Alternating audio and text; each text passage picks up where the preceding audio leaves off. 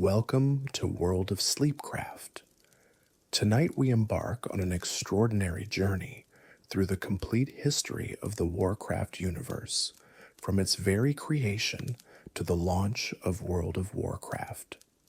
This is a story spanning tens of thousands of years, encompassing the rise and fall of mighty civilizations, the corruption of noble races, and the eternal struggle between order and chaos.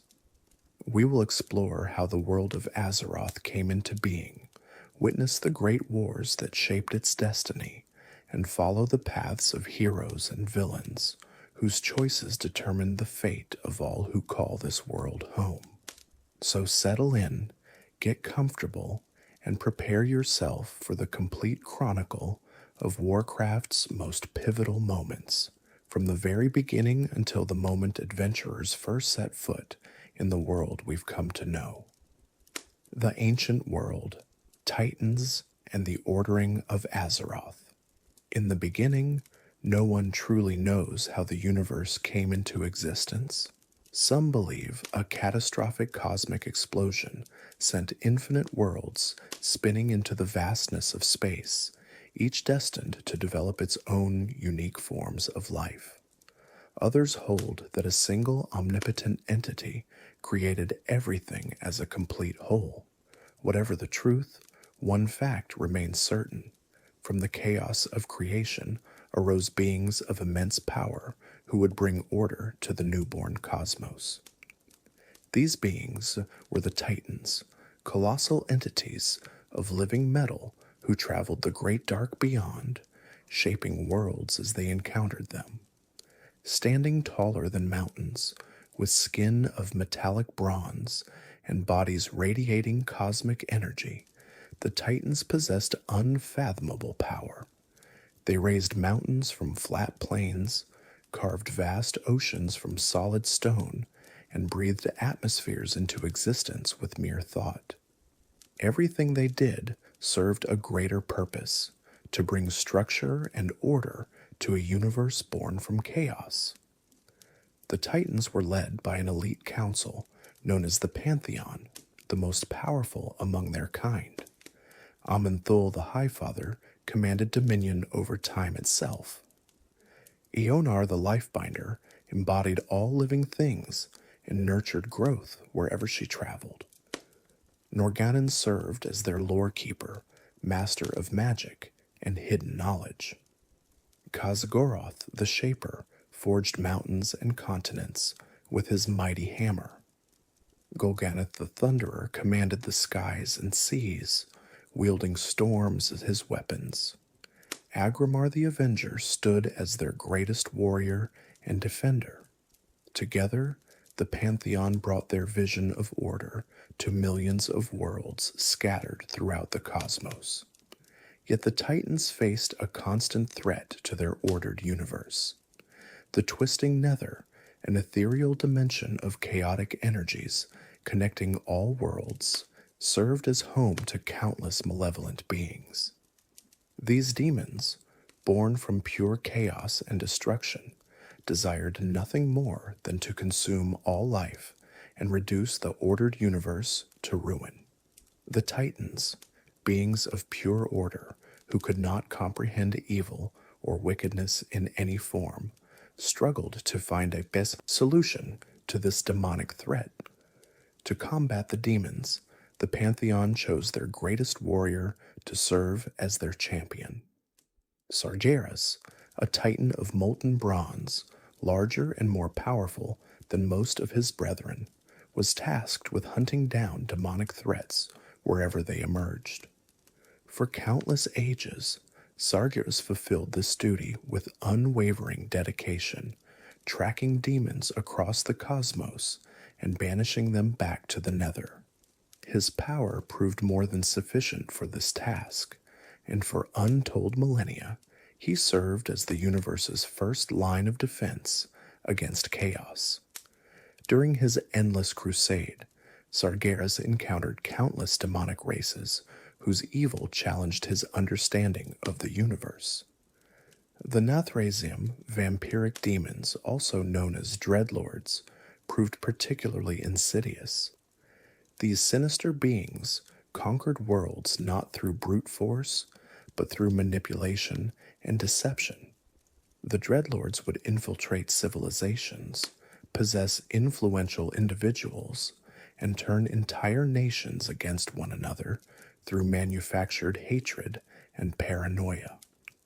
By the time their victims realized they had been manipulated, their worlds lay in ruins. The accumulated exposure to such depravity began eroding Sargeras' faith in the Titan's mission.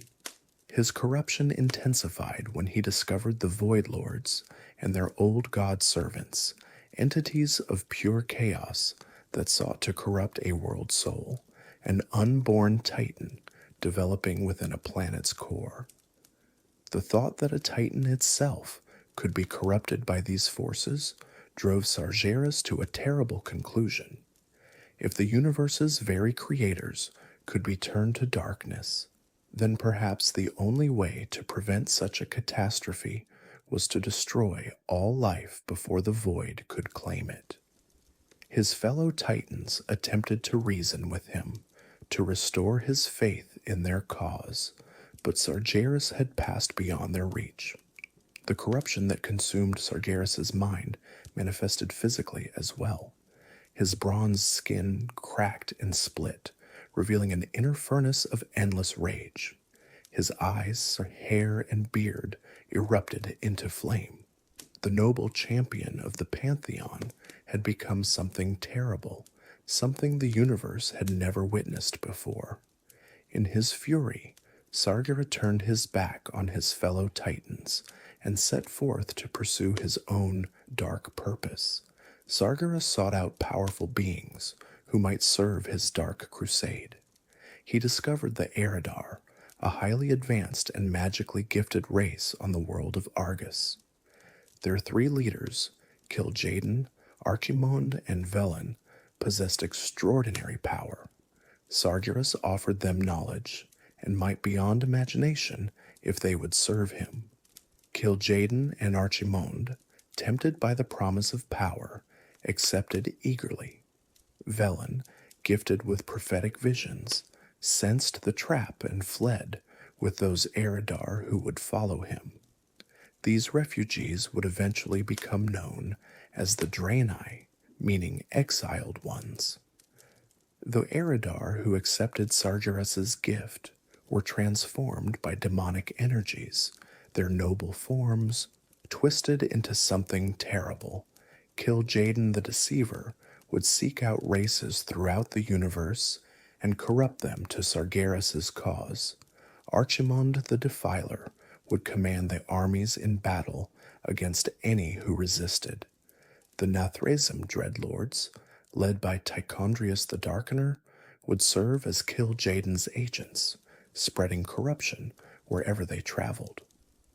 Thus was born the Burning Legion, an army dedicated to unmaking everything the Titans had created. Sargeras' crusade of destruction would become known as the Burning Crusade, and it would rage across the cosmos, leaving nothing but ash and ruin in its wake. Countless worlds fell before the Legion's onslaught, their civilizations reduced to cinders, their peoples either slaughtered or enslaved.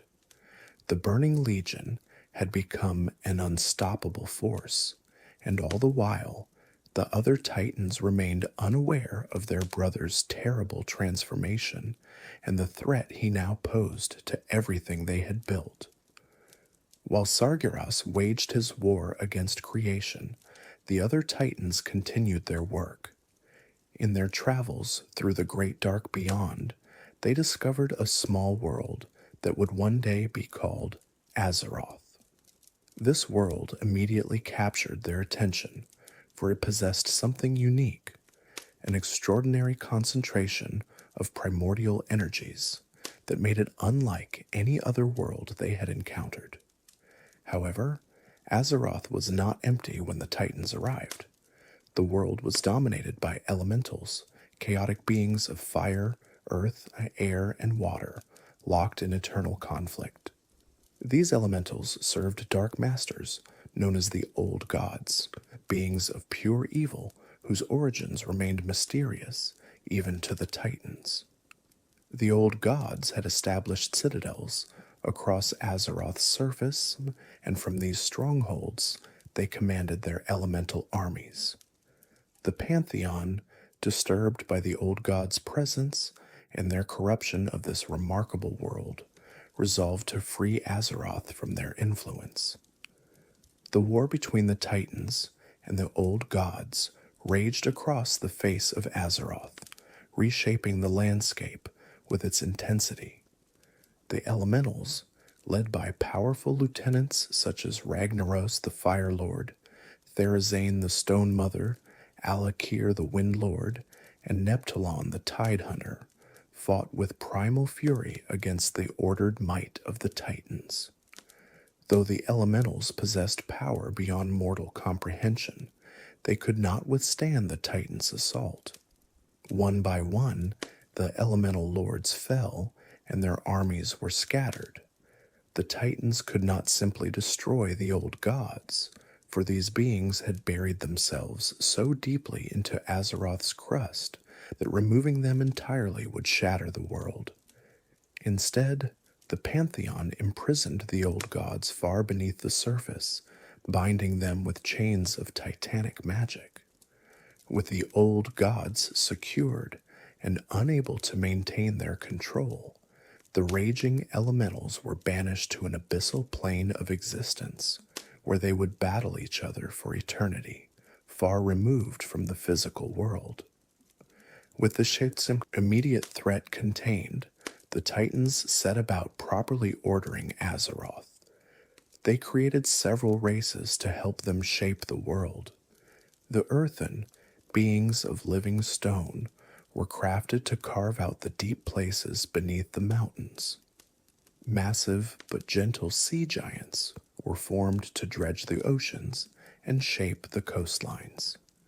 The mechagnomes were constructed to assist with delicate maintenance work. Working tirelessly, the Titans and their servants transformed Azeroth into a world of breathtaking beauty and perfect balance. At the center of the world's single massive continent, the Titans created something extraordinary. They crafted a lake filled with scintillating arcane energies drawn from the cosmos itself. This well of eternity, as it came to be known, would serve as the font of life for the entire world. Its energies would flow outward, nurturing the land and empowering all forms of life to flourish.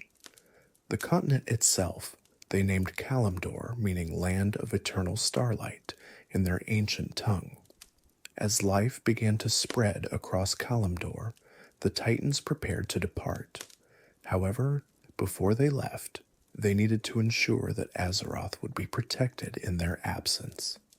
They turned to the dragons, the most powerful mortal creatures on the world, and chose 5 of the greatest dragonflights to serve as guardians.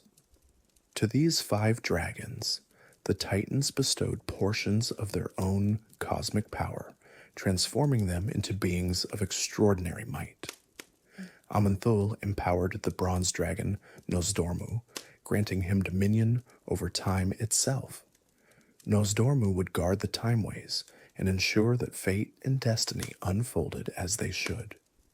Eonar blessed the red dragon Alexstrasza, making her the lifebinder and protector of all living things. She was crowned the Dragon Queen and given authority over all dragonkind. Eonar also touched the green dragon Ysera, binding her to the waking dream of creation. Ysera would watch over nature from within the Emerald Dream, an ethereal realm of pure natural perfection. Norgannon empowered the blue dragon Malygos, making him the spellweaver and guardian of magic itself. Finally, Khazgoroth blessed the black dragon Neltharion, later known as the Earth Warder, giving him dominion over the earth and the deep places of the world. With the dragon aspects empowered and charged with protecting Azeroth, The Titans departed, confident that their work was complete and that the world would be safe in their absence. They could not know that their greatest enemy, the fallen Titan Sargeras, would one day learn of Azeroth's existence and covet its power for himself. The rise of the Kaldore and the War of the Ancients, 10,000 years before humans and orcs would clash in their first great war, the world of Azeroth looked vastly different from what it would become. The supercontinent of Kalimdor stretched across most of the world, a vast landmass of incredible diversity and beauty. At its heart lay the Well of Eternity, its waters glowing with cosmic power, visible from anywhere on the continent as a source of eternal light. The well's energies flowed outward constantly, nurturing all life and filling the world with magic. In these ancient times, a primitive tribe of nocturnal humanoids discovered the well. These beings, dark-skinned and feral, had wandered Kalimdor for generations, living as nomadic hunters. The well's energies called to them in ways they could not understand, drawing them inexorably to its shimmering shores. Cautiously, reverently, they made their homes around the Great Lake, building crude shelters and settling for the first time in their racial history. The well's proximity transformed these primitive beings in profound ways. Over generations, they grew stronger, more intelligent, and found themselves living far longer than should have been natural. They developed sophisticated language, created art and music, and began to ponder the deeper mysteries of existence. They called themselves the Kaldore, which meant children of the stars in their evolving tongue. In time, the world would know them as the Night Elves. The Kaldore believed that the goddess Elune, whom they worshipped with reverent devotion, slept within the well during daylight hours, and this belief shaped their entire society. They constructed magnificent temples around the well's periphery, great structures of stone and living wood that celebrated their connection to nature and the divine. Their civilization expanded rapidly, spreading across Kalimdor as their population grew. The Night Elves encountered many other creatures during their explorations, including the ancient and powerful dragons, whom they wisely left undisturbed. Among the beings the Night Elves befriended was Cenarius, a mighty demigod of the forests. This great being, part stag and part night elf in appearance, possessed wisdom accumulated over thousands of years. Cenarius took a particular interest in the curious Kaldore, teaching them about the natural world and the delicate balance that sustained all life. Under his guidance, the Night Elves developed a deep reverence for nature and learned to live in harmony with the forests and creatures around them.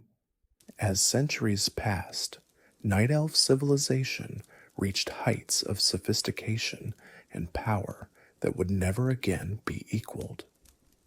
Their empire stretched across the breadth of Kalimdor, connected by elegant roads and dotted with beautiful cities. Queen Azshara, the most gifted and beautiful of all Night Elves, ruled from a magnificent palace constructed on the shores of the well itself. Her subjects loved her deeply, seeing in her the embodiment of all that was noble and worthy in their race. Azshara surrounded herself with an elite cadre of highborn, the most gifted magic users among the Night Elves. These highborn, as Azshara named them, using the ancient term Quel'Dore, were considered superior to common Night Elves in their own minds, though others viewed them with mixed feelings of admiration and resentment. The highborn believed themselves to be the pinnacle of night elf society, and they doted on their queen's every word and gesture. At Ashera's command, the Highborn began intensive study of the Well of Eternity. The queen desired to understand the source of the well's power and unlock its deepest secrets. The Highborn threw themselves into this research with single-minded dedication, experimenting tirelessly with the well's energies. Over time, they discovered they could manipulate these energies, bending them to their will. They had discovered magic, and they became drunk on its power. The Highborn's magical experiments grew increasingly reckless and ambitious. They learned to reshape matter, conjure fire from nothing, and wield destructive forces that could level mountains. Despite warnings from Cenarius and many Night Elf scholars that such irresponsible use of magic could only lead to catastrophe, Ashara and her Highborn refused to abandon their pursuits. The power intoxicated them, and they convinced themselves that they could control forces they barely understood. As the Highborn's power grew, a disturbing change came over them. They grew arrogant and cruel, treating their fellow night elves with increasing contempt. Ashara herself, once beloved by all her people, withdrew into her palace and refused to see any but her most trusted highborn servants. A darkness seemed to settle over her once radiant beauty, though her subjects were slow to recognize the signs of corruption. Among those who noticed the changes was a young scholar named Malfurion Stormrage. Malfurion had spent years studying the druidic arts under Cenarius's guidance, learning to commune with nature rather than dominate it through magic. He sensed that something terrible was corrupting the Highborn and the Queen, though he could not identify the source. His twin brother Illidan, who studied sorcery with the Highborn, dismissed Malfurion's concerns. Illidan had grown addicted to magic's power and could not conceive of abandoning it. The brothers both loved Tyrande Whisperwind, a priestess of Elune, whose beauty and wisdom were renowned throughout the Empire. Though Tyrande cared for both brothers, her heart belonged to Malfurion alone. This created a rift between the twins that would endure for 10,000 years, though neither could have guessed how their relationship would be tested in the dark times ahead. What none of them knew was that the Highborn's reckless use of magic had sent ripples of energy streaming out from the Well of Eternity, ripples that traveled through the twisting nether and across vast cosmic distances. These ripples had been felt by a terrible intelligence waiting in the darkness between worlds.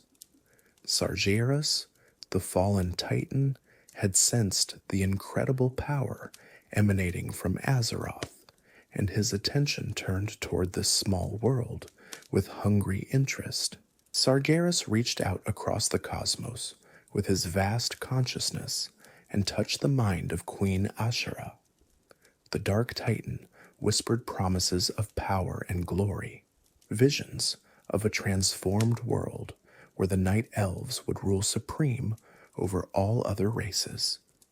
Ashara, her judgment already corrupted by her addiction to magic, proved susceptible to Sargeras' manipulation. Slowly, carefully, Sargeras drew the queen deeper into his web until she became his willing servant. The Highborn, following their queen's lead, also fell under Sargeras' influence. They began to worship the Dark Titan as a god, convinced that he would elevate them to unimaginable heights of power. At Sargeras' direction, they began a new magical working, far more ambitious than anything they had attempted before. Deep within the Well of Eternity, they started opening a portal, a gateway that would allow Sargeras and his burning legion to enter Azeroth directly. The portal's creation did not go unnoticed. Malfurion sensed the disturbance in the natural order and investigated, discovering to his horror that demons had begun appearing in the Night Elf Empire. The Burning Legion, Sargeras' army of destruction, had found its way to Azeroth. Warrior demons emerged from the portal in the well's depths and immediately began slaughtering any night elves they encountered. The invasion had begun, and within days, the Night Elf Empire found itself fighting for its very survival. The demon's assault was overwhelming in its ferocity. Sargeras had sent some of his most powerful commanders through the portal. Archimond the Defiler led vast armies of demons across Kalimdor, leaving nothing but ash and corpses in his wake. Manaroth the Destructor commanded legions of pit lords and infernals, creatures of pure destruction. The Dreadlord Tichondrius coordinated strategic strikes against key targets. The Night Elves, despite their power and numbers, found themselves being driven back on all fronts. Malfurion knew that conventional warfare would not save his people. He sought out Cenarius, who agreed to rally forces to fight the Legion. Malfurion also convinced Illidan to forsake his magical studies and join the Resistance, though Illidan's addiction to magic made this decision agonizing for him. Tyrande pledged the priestesses of Elune to the cause. Together, they began organizing a desperate defense against the seemingly unstoppable demon armies. Cenarius called upon the ancient spirits of the forest, and massive trents emerged to battle the Legion. The Earthen Ring rallied elemental forces to fight alongside the defenders. Even some of the dragon aspects, led by Alexstrasza the Lifebinder, joined the battle, though one dragon's betrayal would cost them dearly. Neltharion the Earthwarder had been secretly corrupted by the whispers of the old gods imprisoned beneath the earth. He convinced the other aspects to empower a magical artifact he had created, the Dragon's Soul, claiming it would turn the tide of the war. Each aspect poured their essence into this device, trusting their brother completely. During a critical engagement, Neltharion revealed his true intentions. He turned the Dragon Soul against his fellow aspects, using their own power to cripple them. The blast nearly killed Alexstrasza and left the other dragons severely weakened. In that moment, Neltharion transformed, his scales tearing apart to reveal magma beneath. He had become Deathwing, and his betrayal shattered the dragons' united front, forcing them to withdraw from the war and leaving the mortal races to fight on alone.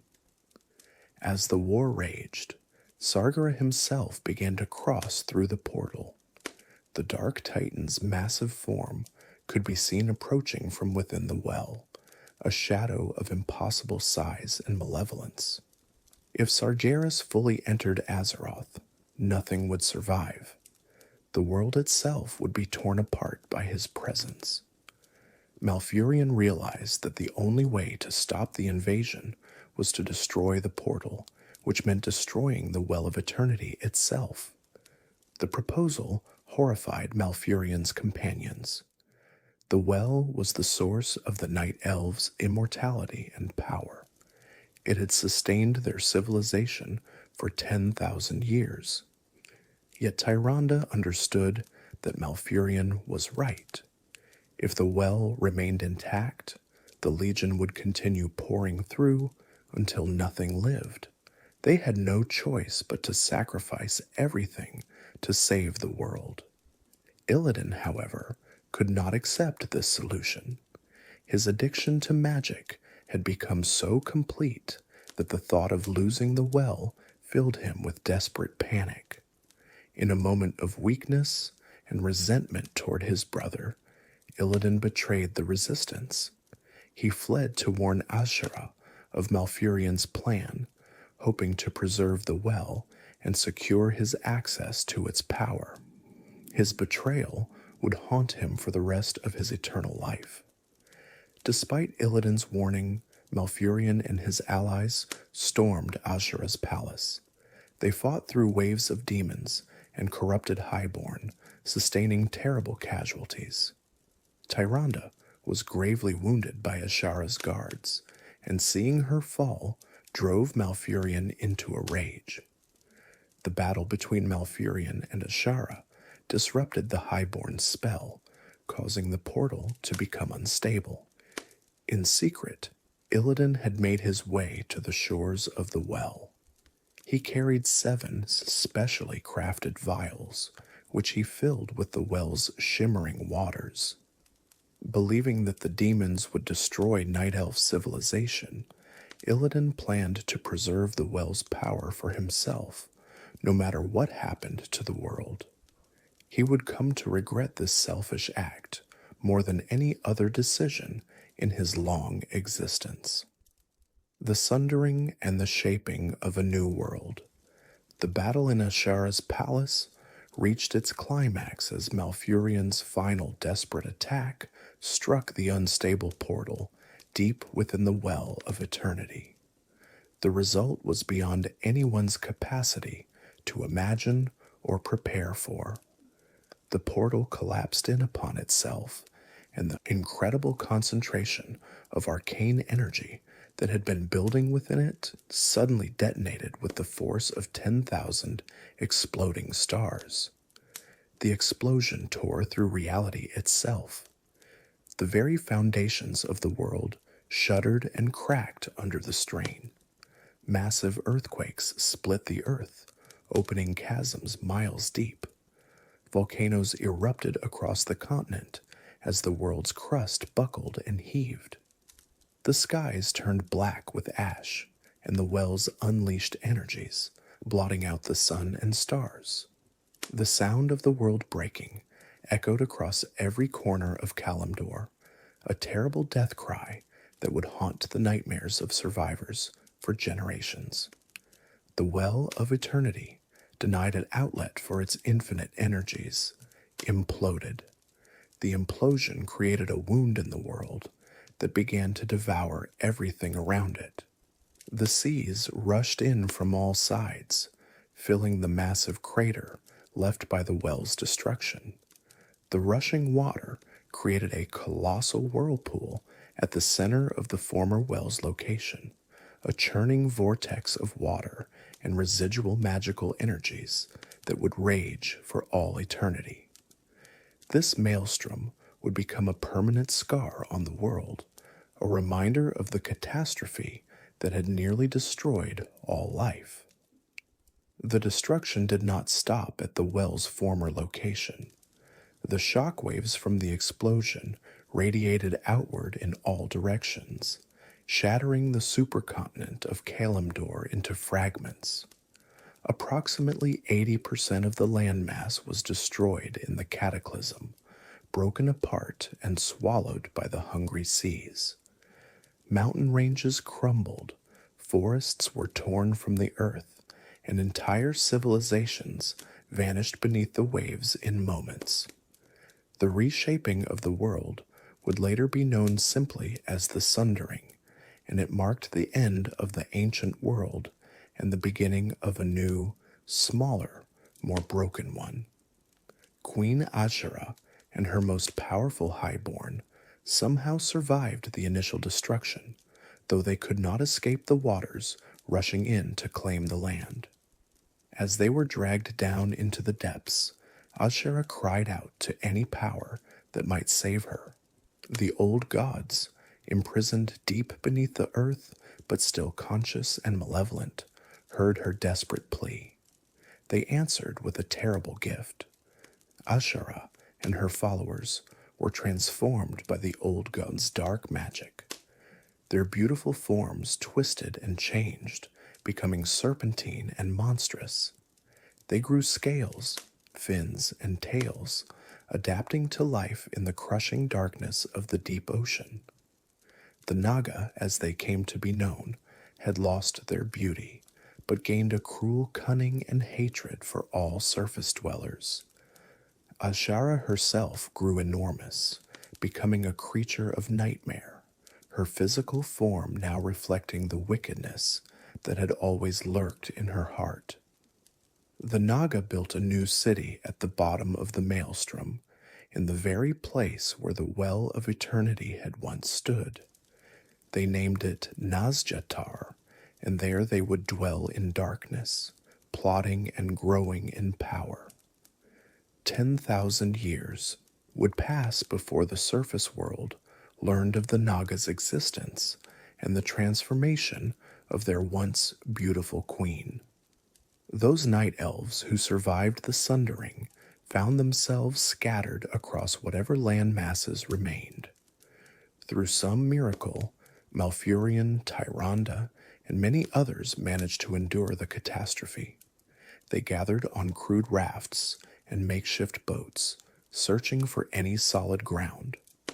Eventually, they spotted land, a large island that had broken away from Kalimdor during the Sundering. At its center stood Mount Hyjal, the sacred peak that had somehow survived intact. The survivors made for the mountain, climbing its slopes in exhausted silence. They had won the war against the Legion, driving Sargeras back and severing the demon's access to Azeroth. However, the cost of victory had been almost everything they held dear. Their civilization lay in ruins. Their immortality was lost. Their loved ones were dead or missing. The survivors descended into a verdant bowl nestled between Hyjal's peaks, where they found a small, peaceful lake. To their shock and rage, they discovered that the lake had been corrupted by arcane magic. Someone had poured the essence of the Well of Eternity into these pristine waters, creating a new well. The magical energies had already begun to coalesce and concentrate, growing stronger with each passing day. Malfurion immediately understood what had happened and who was responsible. Illidan had indeed survived the Sundering, and he had reached Mount Hyjal before the other survivors. In his obsessive need to preserve magic in the world, he had emptied 3 of his 7 vials into the mountain lake, recreating the Well of Eternity on a smaller scale. When confronted by Malfurion, Illidan showed no remorse.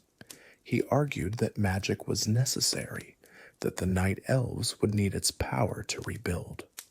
He could not or would not understand that magic's reckless use had caused the Sundering in the first place. Malfurion faced the most painful decision of his life. His own brother had learned nothing from the catastrophe that had destroyed their world. Illidan's addiction to magic had made him dangerous, and Malfurion could not risk allowing him to spread this corruption to others. With Cenarius's help and Tyrande's tearful agreement, Malfurion sealed Illidan within a vast underground prison, a barrow deep beneath the earth where he would remain for the next 10,000 years. To guard him, Malfurion appointed a warden named Maiev Shadowsong, who would dedicate her existence to ensuring Illidan never escaped. The new Well of Eternity posed another problem. Destroying it might trigger another catastrophe, but leaving it intact invited future disaster. The Night Elves decided to guard the well carefully and vowed never again to practice the arcane arts that had led them to ruin. Under Cenarius's guidance, they would instead embrace druidism, learning to work with nature rather than dominating it through magic. News of the new well reached the surviving dragon aspects. Alexstrasza, Ysera, and Nosdormu traveled to Mount Hyjal to meet with the Night Elf leaders. They understood the terrible risk the well represented, but agreed that destroying it was too dangerous. Instead, they would help the night elves protect and contain its power. Alexstrasza placed a single enchanted acorn from the mother tree into the well's waters. Fed by the arcane energies, the acorn sprouted and grew with impossible speed, becoming a tree of such immense size that its roots plunged deep into the earth, while its branches seemed to touch the sky. This world tree, which the night elves named Nordrassil, meaning crown of the heavens, would serve as a living seal on the well, channeling its energies in safe and beneficial ways. Nosdormu, the Timeless One, placed his blessing upon Nordrassil. As long as the world tree stood, he declared, the night elves would never age, never fall to sickness, and would be immune to the ravages of time. They had lost their first immortality with the Sundering, but Nosdormu's gift restored it to them. Ysera, the Dreamer, created a connection between Nordrassil and the Emerald Dream, the ethereal plane where she oversaw the evolution and health of all nature. Through this connection, the night elf druids could enter the dream and help maintain the natural balance of the world. However, this blessing came with a price. The druids would need to sleep for centuries at a time, their spirits roaming the dream while their bodies hibernated. It was a sacrifice they accepted for the good of the world. With the world tree planted and the dragon aspect's blessing secured, the night elves began the long process of healing and rebuilding. Their new society would be vastly different from the empire that had fallen.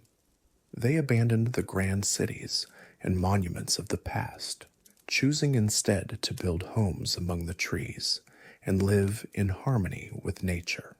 The forests of Ashenvale became their new homeland, and they would guard it jealously for 10 millennia to come.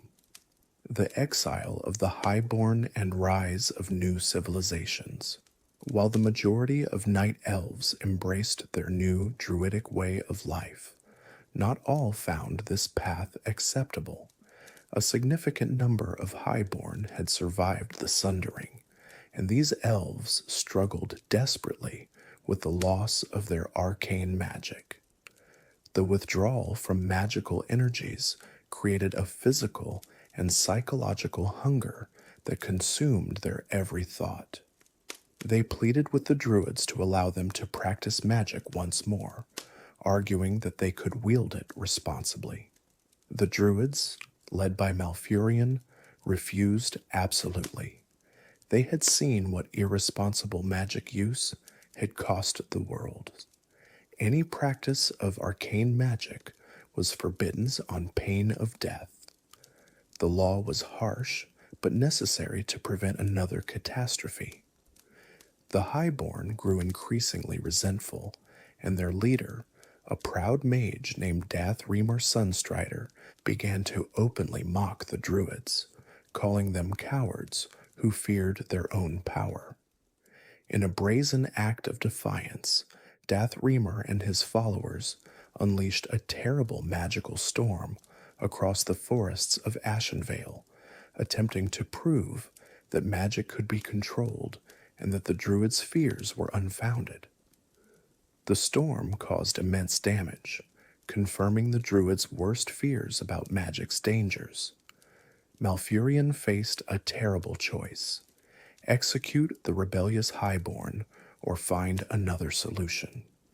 Unable to bring himself to kill so many of his own people, Malfurion chose exile. The highborn were banished from Kalimdor, ordered to take ships and leave forever. Dathramar and his followers, secretly pleased to be free of the conservative druids at last, constructed sturdy vessels and set sail across the seas. They had no destination in mind, but they were determined to find a new home where they could practice their beloved magic without restriction. The exiled highborn, who still called themselves the Quel'Dore, or High Ones, sailed for many months, navigating past the raging maelstrom and exploring the shattered remnants of the world. Eventually, they reached a large continent on the far side of the ocean, which human inhabitants called Lordaeron. The High Elves explored this new land, searching for a location with strong concentrations of leyline energy where they could settle and rebuild their civilization. Their initial settlement in the Tirisfal glades seemed promising, but after a few years, something began to affect the High Elves' minds. Many started experiencing madness and paranoia, though they never discovered the cause. Unknown to them, something dark and evil slept beneath Tirisfal, something that would one day prove significant. Disturbed by these events, the High Elves abandoned their settlement and continued northward. Their journey across Lordaeron proved perilous. Cut off from the Well of Eternity's energies, the High Elves found themselves vulnerable in ways they had never experienced. They suffered from cold, hunger, and exhaustion. Many died during the trek. They also discovered that they were no longer immortal, a disturbing realization. Their appearance began to change as well. They shrank slightly in stature, and their skin, once dark purple, faded to pale tones. They were becoming something different from their Kaldrai cousins. The greatest threat they encountered came from the forest trolls of the Amani Empire. These savage trolls, possessing the ability to regenerate lost limbs and heal grievous wounds, controlled vast territories across northern Lordaeron. The Amani attacked the High Elf travelers on sight, and bitter enmity developed between the two races. The High Elves learned to kill trolls whenever they encountered them, knowing that showing weakness would invite further attacks. After years of hardship, the High Elves finally discovered a forested land rich with ley energies, a place that reminded them of ancient Kalimdor. They named this kingdom Quel'Thalas, meaning High Kingdom, and began constructing a civilization that would rival the glory of their lost empire. However, they soon discovered that they had built their kingdom on lands the Amani trolls considered sacred. The trolls launched massive assaults against the elven settlements, determined to drive the invaders from their holy sites. The High Elves, though vastly outnumbered, possessed powerful magic, learned from the Well of Eternity. Under Dath Ramar's leadership, they repeatedly defeated troll warbands that outnumbered them 10 to 1, yet they recognized that their magic use might attract the attention of the Burning Legion, the very threat that had destroyed Kalimdor. To prevent this, they constructed a series of massive runestones around Quel'Thalas's borders, creating a protective barrier that would mask their magical activities from extra-dimensional threats while also frightening away superstitious trolls. Over the following centuries, Quel'Thalas grew into a magnificent kingdom. The High Elves built soaring spires and elegant palaces, blending their architecture with the natural landscape.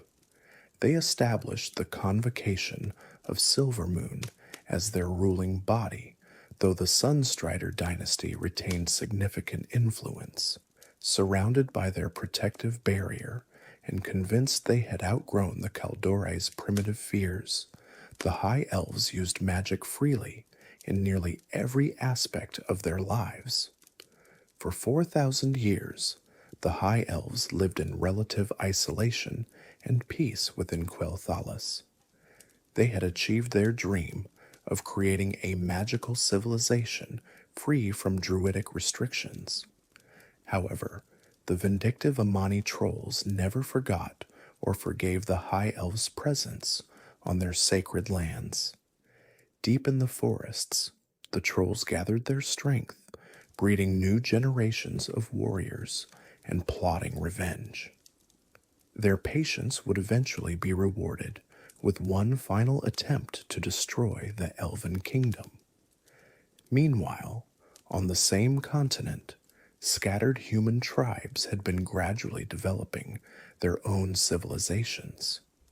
These early humans were primitive compared to the High Elves, living as nomadic hunters and raiders who fought constantly among themselves. However, one tribe possessed greater ambition than the rest. The Arathi tribe, led by cunning warlords, recognized that humanity's future lay in unity rather than division.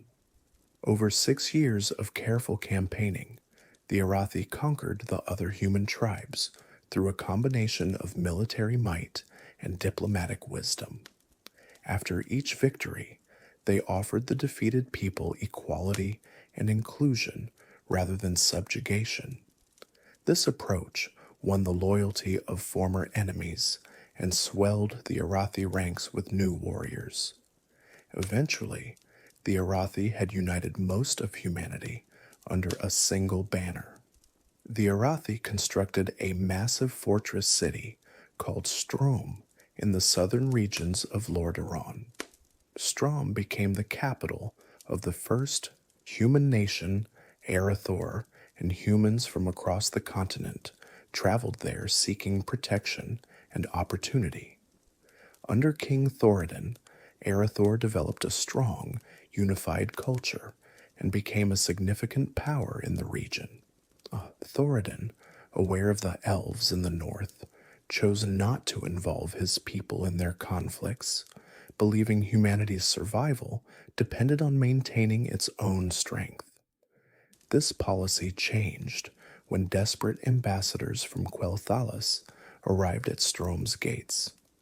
The troll armies, they explained, had grown enormous and were on the verge of overwhelming the Elven Kingdom. Once Quel'Thalas fell, the trolls would certainly turn south and attack human lands. The elves, despite their pride, had no choice but to beg for human assistance. In exchange for military aid, they offered to teach select humans the secrets of magic. King Thoradin, though deeply suspicious of magic, recognized the threat the trolls posed. He agreed to an alliance, and elven sorcerers soon arrived in Arathor to begin training 100 humans in basic magical arts.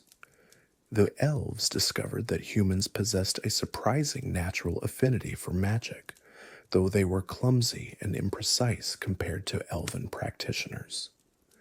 The human mages learned quickly, and within months, they had mastered enough magic to be useful in battle.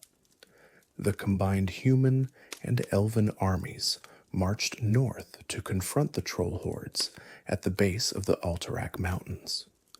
The battle raged for days, with neither side willing to yield. The trolls' regeneration ability made them difficult to kill through conventional means, and their numbers seemed endless. However, at the crucial moment, the elven sorcerers and human majesty unleashed the fury of their combined magic upon the troll armies. Fire rained from the skies, engulfing the trolls in flames that prevented their regeneration and burned them from within. The trolls had never faced such devastation, and their armies broke in panic and confusion. The human and elven forces pursued the fleeing trolls relentlessly, slaughtering them to the last warrior. The Amani Empire's power was shattered that day, never to recover. The trolls would never again pose a unified threat to the civilized races. In gratitude for humanity's aid, the High Elves swore an oath of friendship and loyalty to the nation of Arathor and to King Thoradin's bloodline. This bond would endure for thousands of years, surviving wars, betrayals, and the fall of kingdoms. The alliance between elves and humans forged in the fires of the Troll Wars, would prove crucial to the survival of both races in the dark times ahead. The Guardians of Tirisfal and the Growing Shadow. After King Thoradin's death, his successors chose to expand Erethdor beyond the walls of Strom. New city-states emerged across Lordaeron, each developing its own culture and identity while remaining loosely connected to the Arethorian heartland. Dalaran, built in the lands north of Strom, became a haven for the human magi who had learned magic from the elves. These wizards constructed enchanted towers and dedicated themselves to studying the arcane arts with an intensity that bordered on obsession. The rulers of Dalaran, called the Magocracy, encouraged magical research and experimentation. Wizards from across Erethdor traveled to Dalaran to study and practice their craft. The city's magical community grew rapidly, and their collective spellcasting began to have an effect on the world around them. The fabric of reality around Dalaran grew thin and weak, worn down by constant magical use. This thinning created a dangerous vulnerability that would soon prove disastrous. Demons from the twisting nether, ever vigilant for weak points in reality, sensed the opportunity Dalaran presented. These beings were agents of the Burning Legion, and though Sargeras could not directly enter Azeroth after his defeat during the War of the Ancients, he could still send individual demons through small rifts. These demons began appearing in Dalaran with increasing frequency, causing chaos and death wherever they manifested. The Magocracy tried desperately to keep these demonic incursions secret from the general population. They feared riots and panic if word spread that demons were appearing in the streets. However, hiding the truth thus became increasingly difficult as more demons emerged. The city's guards and battle mages found themselves overwhelmed, unable to predict when or where the next incursion would occur. The situation was spiraling out of control. In their desperation, the leaders of Dalaran turned to the High Elves for help. When the elven archmages arrived and investigated, they immediately understood the severity of the problem. The demons appearing in Dalaran were just the beginning. The extensive use of magic by human mages had attracted the Burning Legion's attention once again. If humanity continued wielding magic without restraint, the Legion would eventually find a way to invade Azeroth in force, just as they had 10,000 years earlier. The Council of Silvermoon entered into a secret pact with Dalaran's Magocracy. The elves explained the true history of the Burning Legion and the catastrophic War of the Ancients. They revealed that magic use would always attract demonic attention, and that humanity would need to establish a permanent defense against these threats. The humans, shocked by this revelation but understanding its truth, proposed a radical solution. They suggested creating a single champion who would wield the combined magical power of both human and elven mages. This champion, called a guardian, would possess enough power to combat even the mightiest demons. The guardian would fight a secret war against the Legion, protecting the common people from threats they need never know existed. The elves agreed to this plan, and together they founded a secret organization to oversee the selection and training of guardians. This organization held its meetings in the Tirisfal Glades, where the High Elves had first settled centuries earlier, and so they became known as the Guardians of Tirisfal. The first guardian was chosen from among the most powerful and noble mages, and through a carefully controlled ritual, The combined magical essence of the council was channeled into this single individual. The transformation granted power beyond mortal comprehension, sufficient to battle the Legion's agents anywhere they appeared. The Guardian system proved successful. Over the centuries, Guardians hunted demons throughout Azeroth, preventing incursions before they could threaten civilization. When a Guardian grew old or weary of their burden, the Council of Tirisfal would select a new champion, and the Guardian power would be transferred. The common people remained blissfully ignorant of both the Legion's threat and the Guardians who protected them from it. Meanwhile, beneath the mountains of Khaz Modan, another ancient race was experiencing a transformation of its own. The Earthen, created by the Titans to help shape the world's deep places, had sealed themselves in their underground vaults during the Sundering. The catastrophe had affected them profoundly, and they had chosen to enter a state of deep hibernation. 8,000 years passed before they finally awoke. When the Earthen emerged from their rest, they discovered they had changed dramatically. Their bodies of living stone had softened and become flesh. Their connection to the earth had weakened, and they found themselves mortal in ways they had never been before. They took the name dwarves and began exploring the world that had changed so much during their long sleep. The dwarves established their kingdom beneath the mountain they called Khaz Modan, named in honor of the Titan Khazgoroth who had shaped them.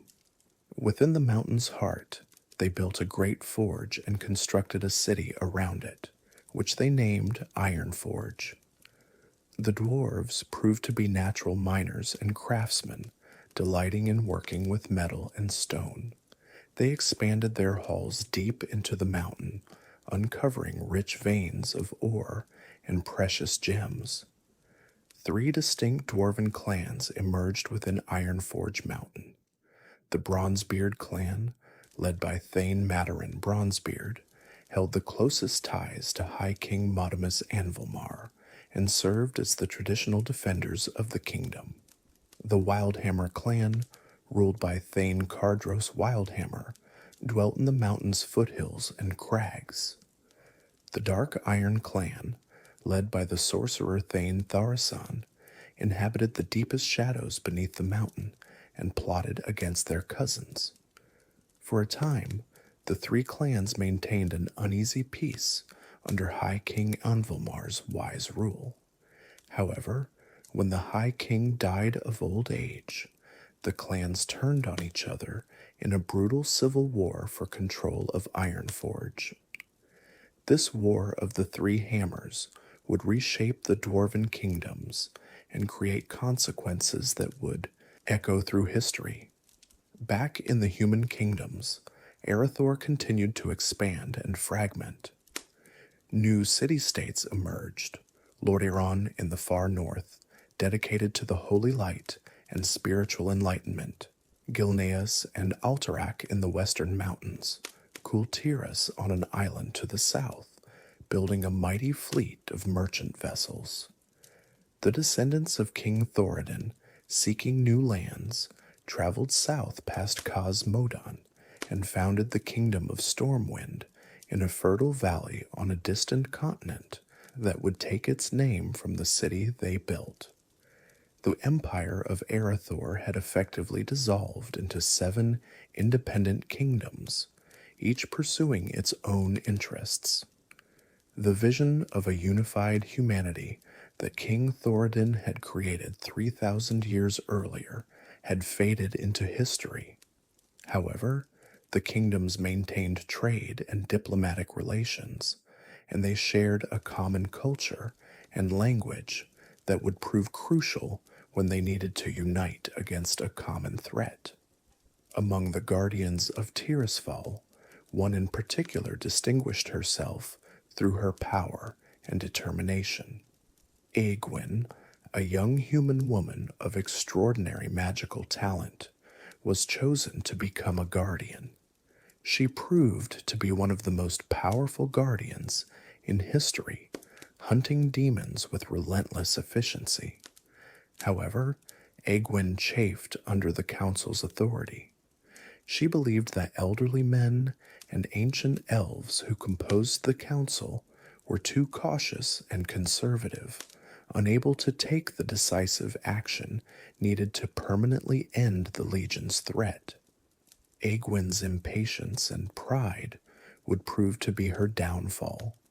When she learned that demons were hunting dragons in the frozen wastes of Northrend, she traveled there immediately to stop them.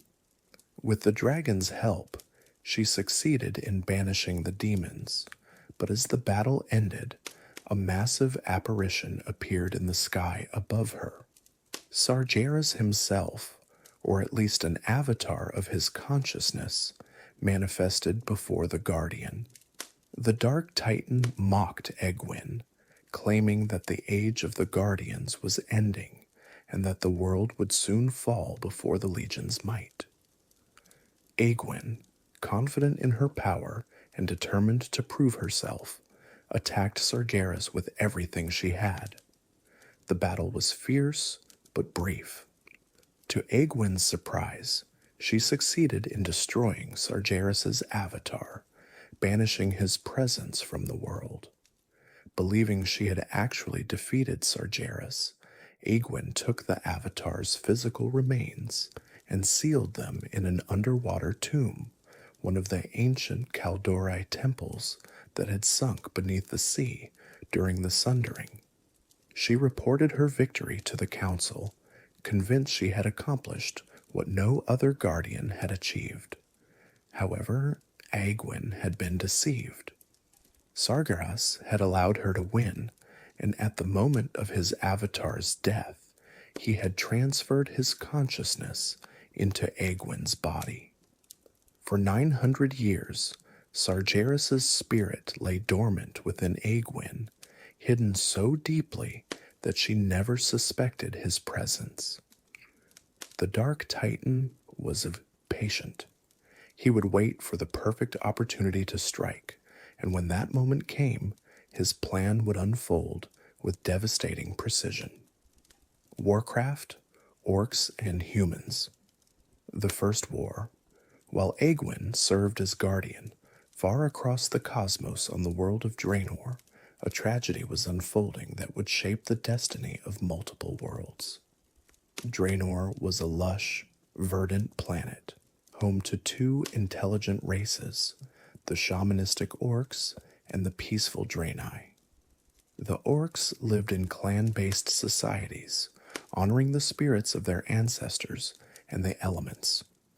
The Draenei, refugees from their own ancient war, had built simple cities and sought only to live in peace. The demon lord Kil'jaeden, still serving Sargeras' mission to destroy all order in the universe, discovered Draenor during his search for new weapons to use against Azeroth. When he observed the Orcs, he saw potential. These beings were strong, fierce warriors with a noble culture, but Kil'jaeden believed he could corrupt them into the perfect army for the Legion's purposes. Kil'jaeden began by approaching an elderly Orc shaman named Ner'zhul. Using manipulation and false visions, the demon slowly convinced Ner'zhul that the Draenei were a threat to the Orcs' way of life.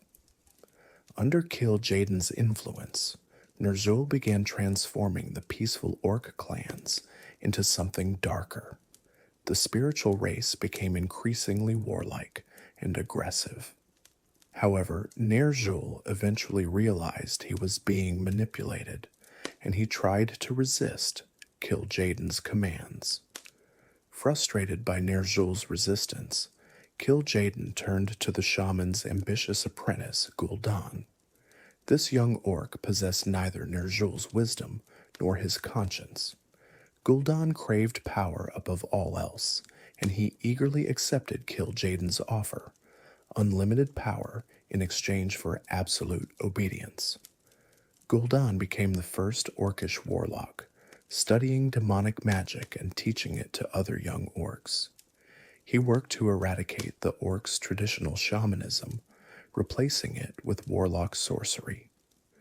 Gul'dan founded the Shadow Council, a secret organization that manipulated the orc clans from the shadows.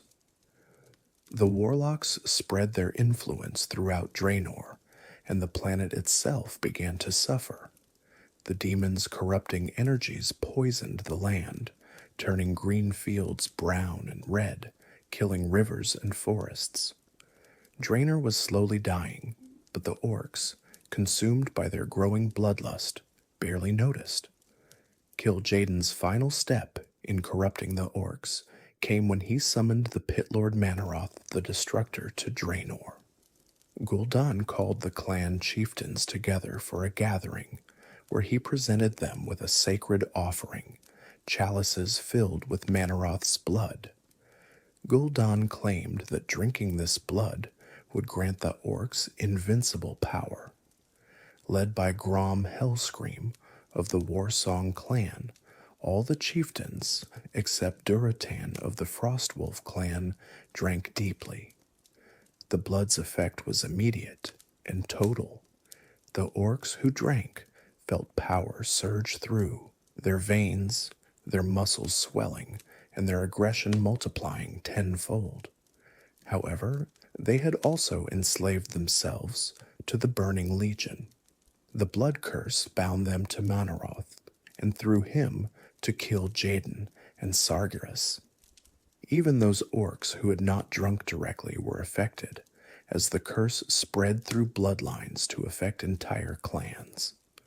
The orcs' eyes turned red, and their skin shifted from brown to a sickly green, physical manifestations of their corruption. Duratan, one of the few chieftains who had refused the blood, watched in horror as his people transformed. He spoke out against the warlocks' corruption, warning that they were losing their souls. However, his warnings were drowned out by warriors like Grom Hellscream, who reveled in their new power. Gul'dan united the warring clans into a single force called the Horde, placing a puppet war chief named Blackhand the Destroyer in nominal command, while he controlled everything from the shadows through the Shadow Council. The newly formed Horde needed to test its might, and Gul'dan directed them toward the Draenei. Over a few brutal months, the orcs hunted the Draenei nearly to extinction. Only a scattered handful of Draenei survivors managed to escape the slaughter, hiding in the most remote corners of Draenor.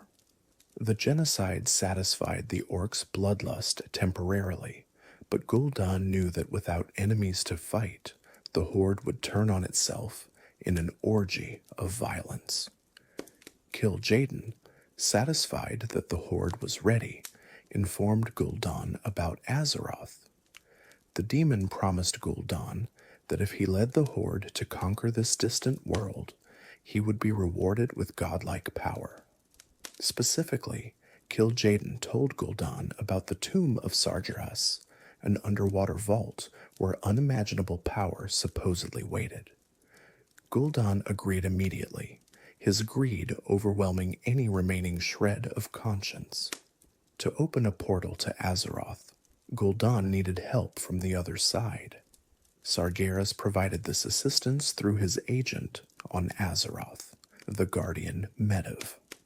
For 900 years, Sargeras' spirit had hidden within Egwene, and when she finally gave birth to a son, the Dark Titan's essence transferred into the infant.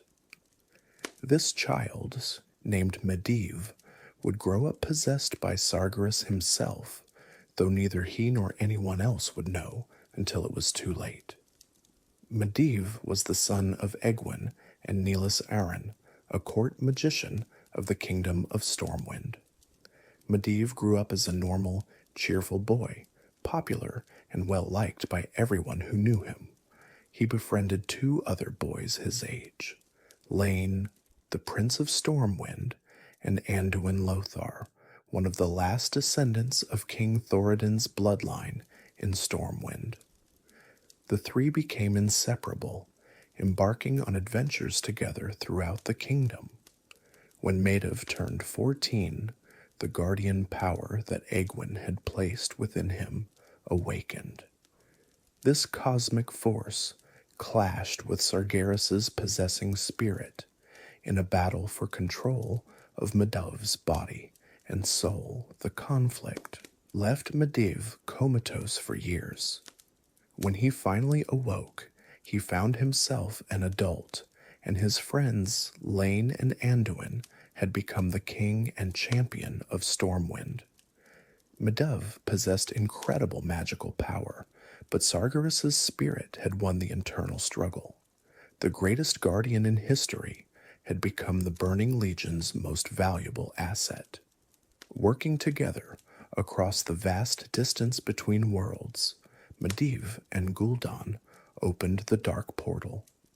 This massive gateway linked Draenor and Azeroth, large enough for entire armies to march through. The portal opened in the Black Morass, a swampland far to the east of Stormwind. Gul'dan sent scouts through first to assess this new world, and they returned with reports that Azeroth was ripe for conquest. Before the main invasion, Gul'dan dealt with one final complication. Durotan, who had never stopped speaking out against the warlock's corruption, presented too great a risk to be allowed into Azeroth, where he might continue his descent. Gul'dan arranged for Durotan and his Frostwolf clan to be exiled, sending them through the portal ahead of the main horde, with orders to settle in distant, inhospitable lands where they would cause no trouble. The horde's invasion of Azeroth began small. Only a few clans crossed through the Dark Portal initially, establishing a base in the Black Morass and beginning to explore their new world. They soon encountered humans, the dominant race in this region, and skirmishes began almost immediately. These early battles were inconclusive, with both sides learning about their enemies' strengths and weaknesses. King Lane and Anduin Lothar, now the commander of Stormwind's armies, tried to gather intelligence about these mysterious, green-skinned invaders, but information was scarce. They could not determine how many orcs had entered their land, or what the creatures truly wanted. Meanwhile, more and more of the horde crossed through the Dark Portal, building up their forces in preparation for a full-scale invasion. The horde launched its major offensive against Stormwind several years after establishing their beachhead. Orc warriors poured across the kingdom, burning villages and slaughtering any humans they encountered. The humans fought back desperately, but they were unprepared for an enemy of this ferocity and size. The war raged across the kingdom of Stormwind, with neither side able to gain a decisive advantage. During the war, internal conflicts weakened both armies. King Lane, convinced that the primitive orcs could not possibly conquer his civilized kingdom, refused to adapt his strategies or take the threat seriously enough. Anduin Lothar disagreed with his king's assessment and believed they needed to take the fight directly to the enemy. Eventually, Lothar made the painful decision to follow his own judgment rather than his king's orders. Lothar stormed Medivh's tower fortress of Karajan with the help of Medivh's young apprentice, Khadgar. The two heroes fought their way through the tower's magical defenses and confronted the Guardian. In the ensuing battle, they discovered the horrible truth. Medivh was possessed by Sargeras and had been responsible for bringing the Orcs to Azeroth. By killing Medivh, Lothar and Khadgar banished Sargeras' spirit back to the Twisting Nether, but the victory came too late. Within the Horde, similar tensions were emerging. Orgrim Doomhammer, one of the greatest Orc warriors, began to see the depths of corruption that Gul'dan's warlocks had brought to his people. When Durotan secretly returned from exile to warn Orgrim about the warlock's treachery, Gul'dan had Durotan and his wife murdered. Their infant son was left to die in the wilderness, though by chance, a human noble named Aedalis Blackmore found the baby and took him as a slave. This child would one day become Thrall, the greatest leader the Orcs would ever know, but that story would wait for another day. Enraged by Durotan's murder, Orgrim launched a coup against the corrupted leadership. He personally killed Blackhand the Destroyer in single combat and declared himself war chief of the Horde. Under Orgrim's command, the Horde finally broke through Stormwind's defenses and laid siege to the capital city itself. King Lane had severely underestimated his enemy, and now he watched helplessly as his kingdom fell. Lane was assassinated by an agent of the Shadow Council, a half-orc named Garona. Gul'dan had implanted a magical compulsion in her mind, forcing her to murder the king she had come to respect. Anduin Lothar returned from Karajan, too late to save his childhood friend or his kingdom. Stormwind Keep fell to the Horde, and the surrounding lands were claimed by the victorious Orcs. The kingdom of Stormwind was in ruins, its people scattered, and the First War had ended in complete defeat for humanity. However, this was not the end. Lothar, refusing to abandon hope, gathered every survivor he could find and led them on a desperate exodus north across the sea to the kingdom of Lordaeron. He carried with him news of the Orcish threat and a warning that if the human kingdoms did not unite, they would all fall one by one. The stage was set for an even greater conflict, one that would determine the fate of all Azeroth. Warcraft the Two, Tides of Darkness and Beyond the Dark Portal, the Second War, Anduin. Lothar's arrival in Lordaeron, with refugees streaming behind him, sent shockwaves through the northern kingdoms. He brought tales of the Horde's brutal conquest, and warned that the Orcs would not stop with Stormwind. If humanity did not unite immediately, every kingdom would share Stormwind's fate. The leaders of the 7 human nations, along with representatives from other races, gathered to discuss this unprecedented threat. For the first time in nearly 3,000 years, the divided kingdoms of Erethdor reunited under a common banner. They formed the Alliance of Lord Aeron, a military coalition dedicated to defending their lands from the Orcish invasion. Anduin Lothar, despite being a king without a kingdom, was named Supreme Commander of all Alliance forces due to his experience fighting the Horde and his status as the last of the Arathi bloodline, descended from the legendary King Thoradin. Lothar's trusted lieutenants helped him forge this alliance into an effective fighting force. Uther the Lightbringer, a paladin of immense power and wisdom, brought the Knights of the Silver Hand into the alliance. Admiral Dalen Proudmoore of Quel'Thalas contributed his mighty fleet. Turalyon, a young paladin of exceptional skill, served as Lothar's second in command. Together, they worked to prepare the alliance for the coming storm. The alliance also succeeded in recruiting non-human members. The dwarves of Ironforge, led by King Madarin Bronzebeard, pledged their warriors and war machines to the cause. The high elves of Quel'Thalas, led by King Anastarian Sunstrider, reluctantly agreed to provide military support. The elves had little interest in human conflicts, but they were bound by ancient oaths to aid the descendants of King Thoradin, and Anduin Lothar represented that bloodline. Meanwhile, the Horde was preparing its own expansion. Warchief Orgrim Doomhammer brought additional forces through the Dark Portal from Draenor, including massive ogres who served as shock troops.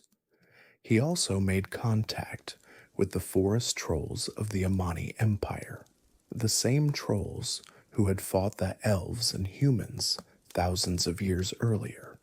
The trolls, seeing an opportunity for revenge against their ancient enemies, eagerly joined the Horde. The Second War erupted across multiple continents with devastating fury. The Horde launched a campaign to conquer Khaz-Modan, the Dwarven Kingdom, and then push north into Lordaeron itself. Naval battles raged across the seas as the Horde's fleet clashed with Quel'Thalas' warships. The skies became battlegrounds as well when the Horde enslaved red dragons and forced them to fight alongside orc warriors riding upon their backs.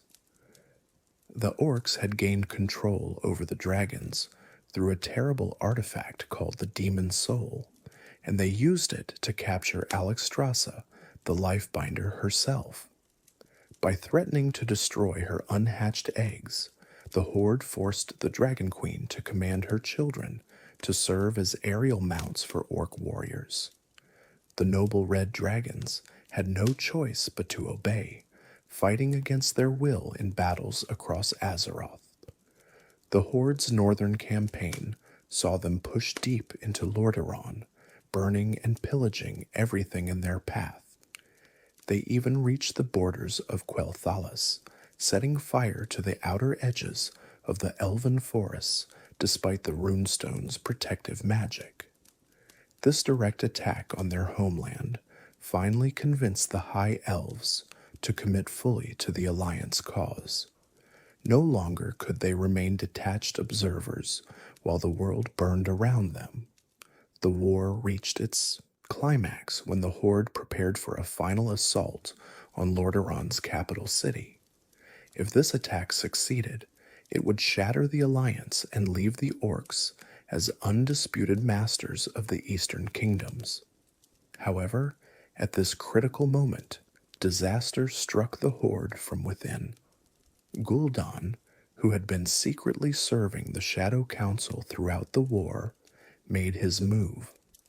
Obsessed with finding the tomb of Sargeras and claiming the power Kil'jaeden had promised him, Gul'dan abandoned his position in the Horde's army. He took the Stormreaver and Twilight's Hammer clans, nearly half of the Horde's total strength, and set sail across the ocean toward the Broken Isles where the tomb was located. Warchief Doomhammer, suddenly finding himself with barely half the forces he'd counted on at the most critical moment of the war, was forced to make an impossible choice.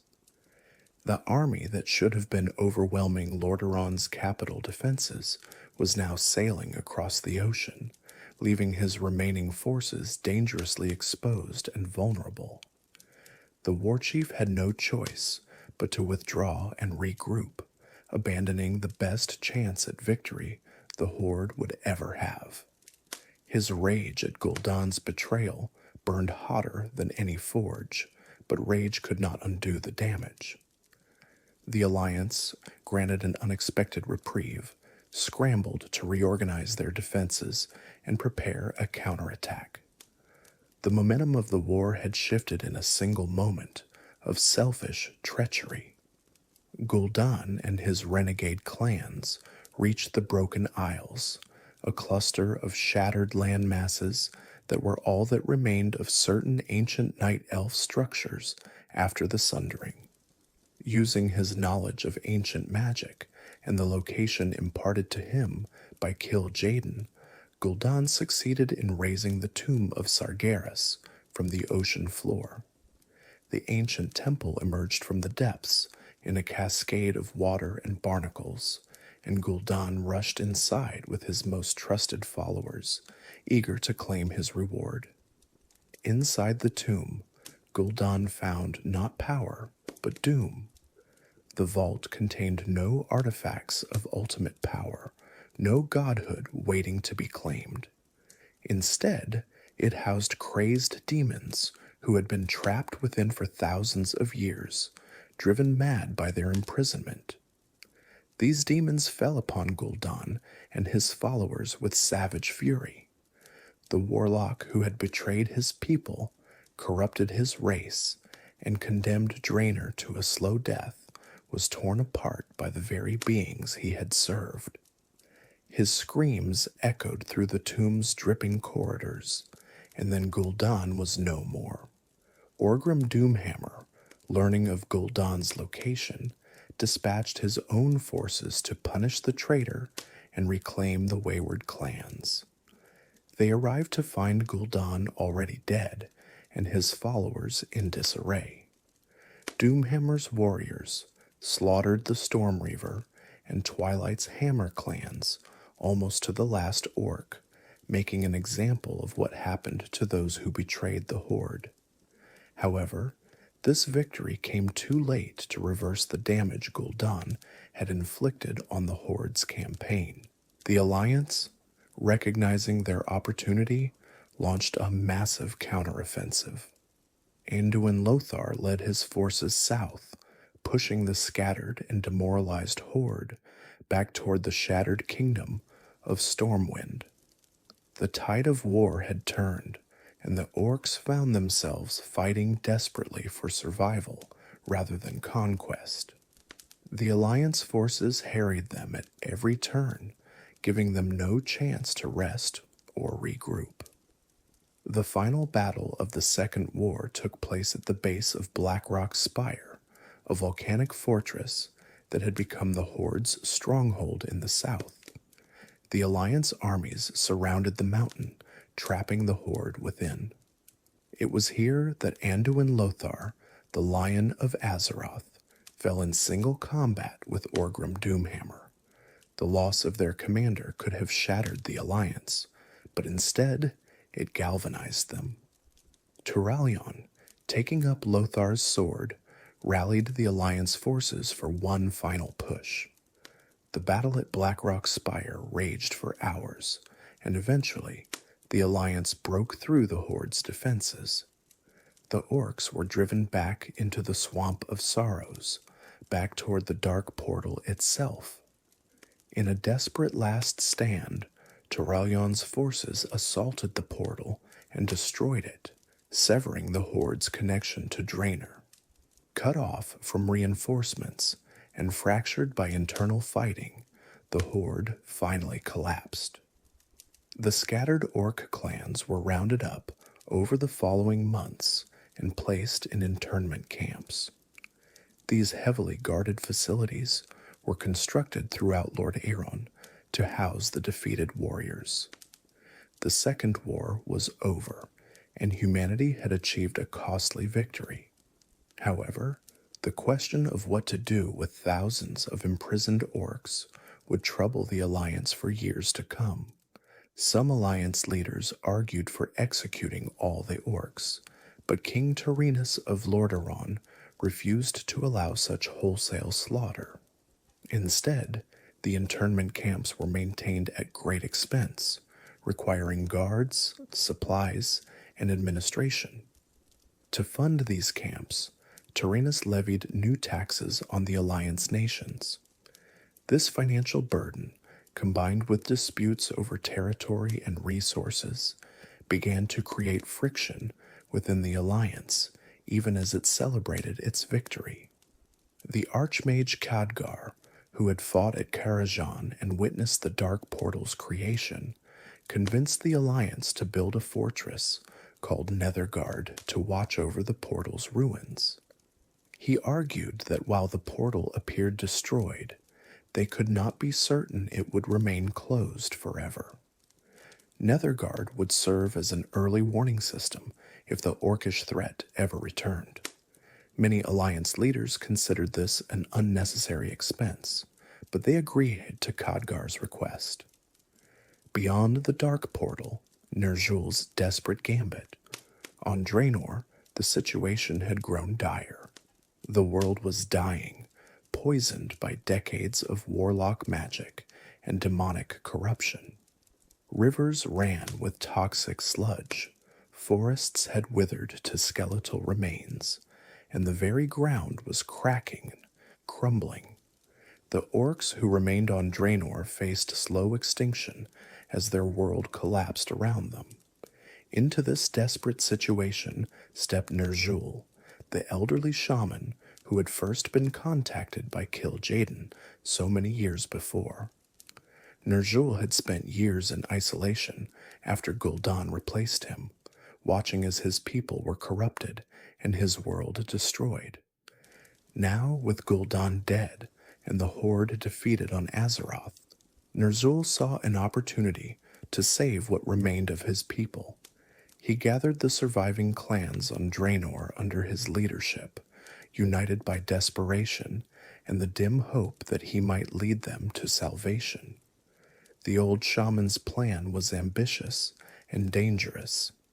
He intended to open multiple portals from Draenor to other unspoiled worlds, where the Orcs could start anew, leaving their dying planet behind. To power these portals, he needed several powerful magical artifacts, and he knew that such artifacts existed on Azeroth. Ner'zhul ordered the Dark Portal reopened from the Draenor side, and he sent raiding parties through to steal what he needed. The portal's reopening came as a shock to the Alliance forces stationed at Nethergard. Khadgar's warnings had proven prophetic, but even he had not expected the Orcs to return so soon. The new Horde raiders, led by veteran chieftains like Grom Hellscream of the Warsong clan and Kilrog Deadeye of the Bleeding Hollow clan, struck with precision and purpose. They were not interested in conquest this time, only in acquiring specific items and escaping back to Draenor. King Tirinus, convinced that the Orcs were preparing another full-scale invasion, assembled his military commanders. He charged General Turalyon and Archmage Khadgar with leading an expedition through the Dark Portal to end the Orcish threat permanently. This would not be a defensive war fought on Azeroth's soil, but an invasion of the Orcs' own homeworld. Turalyon and Khadgar accepted this mission, knowing it might be one from which they would never return. The Alliance expedition force that marched through the Dark Portal was composed of the Alliance's finest warriors. Illyria Windrunner, a legendary elven ranger who had fought throughout the Second War, joined the expedition, seeking revenge for the destruction wrought upon Quel'Thalas. Kurdran Wildhammer, a dwarf of exceptional courage, mounted on his griffin, provided aerial support. Danath Trollbane, one of Lordaeron's greatest soldiers, commanded infantry divisions. Together with Turalyon and Khadgar, these heroes led thousands of soldiers into the unknown. What they found on Draenor shocked them. The world was barely recognizable as a living planet. The sky churned with sickly colors, the ground cracked beneath their feet, and poisonous fumes rose from fissures in the earth. This was not the lush world the Orcs had originated from, but a dying husk, testament to what demonic corruption could do to an entire planet. The Alliance forces established a beachhead on the Hellfire Peninsula, a barren wasteland of red stone and volcanic activity. Ner'zhul's forces contested every inch of ground. The old shaman knew that if the Alliance destroyed his portals before he could complete them, his people would die along with their world.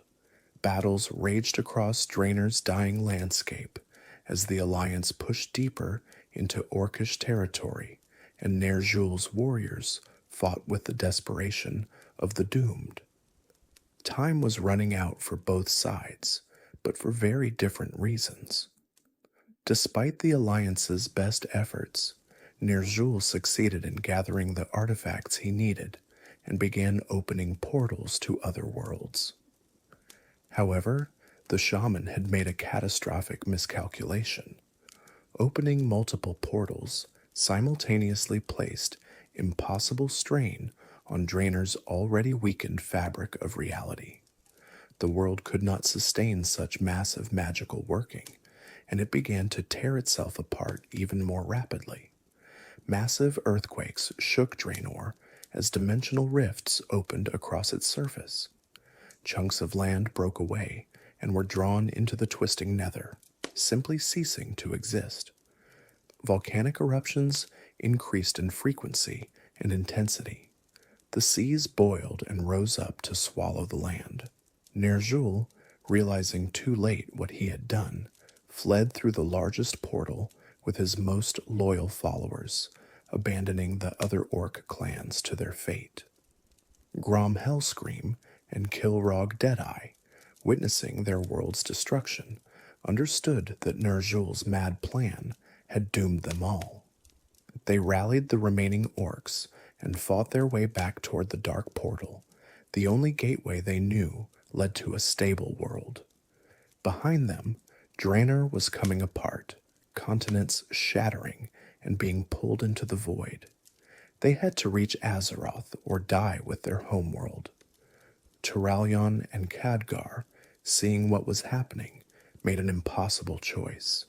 They knew that if they allowed the orcs to escape back to Azeroth, the Third War might begin immediately. However, they also understood that Drainer's destruction would likely destroy Azeroth as well if the portal remained open. The dimensional backlash from a world's death could propagate through the portal and devastate both worlds. They had to close the portal from the Draenor side, which meant sacrificing themselves and their entire expedition force. As Hellscream and Deadeye's orcs charged through the Alliance lines in a desperate bid for survival, Turalyon gave the order. The Alliance forces assaulted the dark portal from their side, while Khadgar prepared to seal it permanently.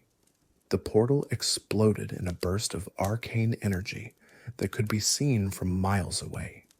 On the Azeroth side, the gateway imploded and sealed itself. Hellscream and Deadeye made it through just before the portal closed, but everyone behind them was trapped on a dying world. Drainer's final moments were apocalyptic. The world shattered into fragments, with only the largest pieces remaining intact enough to sustain any life. These fragments, still connected by the twisting nether's energies, would drift in the ethereal void between dimensions. One day, this shattered realm would be discovered and given a new name, Outland. But Turalyon, Khadgar, and all the heroes who had followed them into Draenor were presumed dead, lost in the world's destruction. Ner'zhul and his Shadow Moon clan, fleeing through their portal into the twisting nether, found not salvation, but damnation. Kil'jaeden the Deceiver had been waiting for them. The Demon Lord, furious at the orcs' repeated failures and Ner'zhul's cowardice, took his revenge on the elderly shaman. Slowly, methodically, Kil'jaeden tore Ner'zhul's body apart, piece by agonizing piece, while keeping his spirit intact and aware of every moment of torment. The birth of the Lich King and the Scourge Ner'zhul, suspended in agony as Kil'jaeden dismembered him, begged for death or mercy. The Demon Lord offered neither. Instead, Kil'jaeden explained that Ner'zhul's service to the Burning Legion was not yet complete. The orcs had failed to conquer Azeroth, proven too susceptible to infighting and individual ambition. The Legion needed a new weapon, one that would be incapable of betrayal or hesitation. Ner'zhul would become that weapon. Kil'jaeden's plan was elegant in its cruelty. He would transform Ner'zhul into something new, something that combined overwhelming power with absolute focus on a single mission. This new creation would spread a plague across Azeroth that would kill every living thing and raise them as undead servants. An army immune to doubt, fear, or mercy would scour humanity from the world, preparing it for the Legion's final invasion. What remained of Ner'zhul's spirit was placed within a specially crafted prison, a block of diamond-hard ice gathered from the coldest reaches of the twisting nether. Encased within this frozen tomb, Ner'zhul felt his consciousness expand thousandfold. He could sense minds across vast distances and bend them to his will. His power over death itself grew until he could raise corpses with a thought and command them with perfect precision. The Orc shaman Ner'zhul died in that moment, and the Lich King was born. Ner'zhul's loyal warlocks and spellcasters were transformed as well. These practitioners of dark magic were ripped apart and reconstructed as skeletal leashes, undead sorcerers who would serve as the Lich King's lieutenants, commanding lesser undead and spreading his plague wherever they traveled. The Shadow Moon warriors became a different kind of servant entirely, bound to their master's will as the first of the Lich King's undead soldiers. Kil'jaeden explained the mission he had crafted for his new weapon.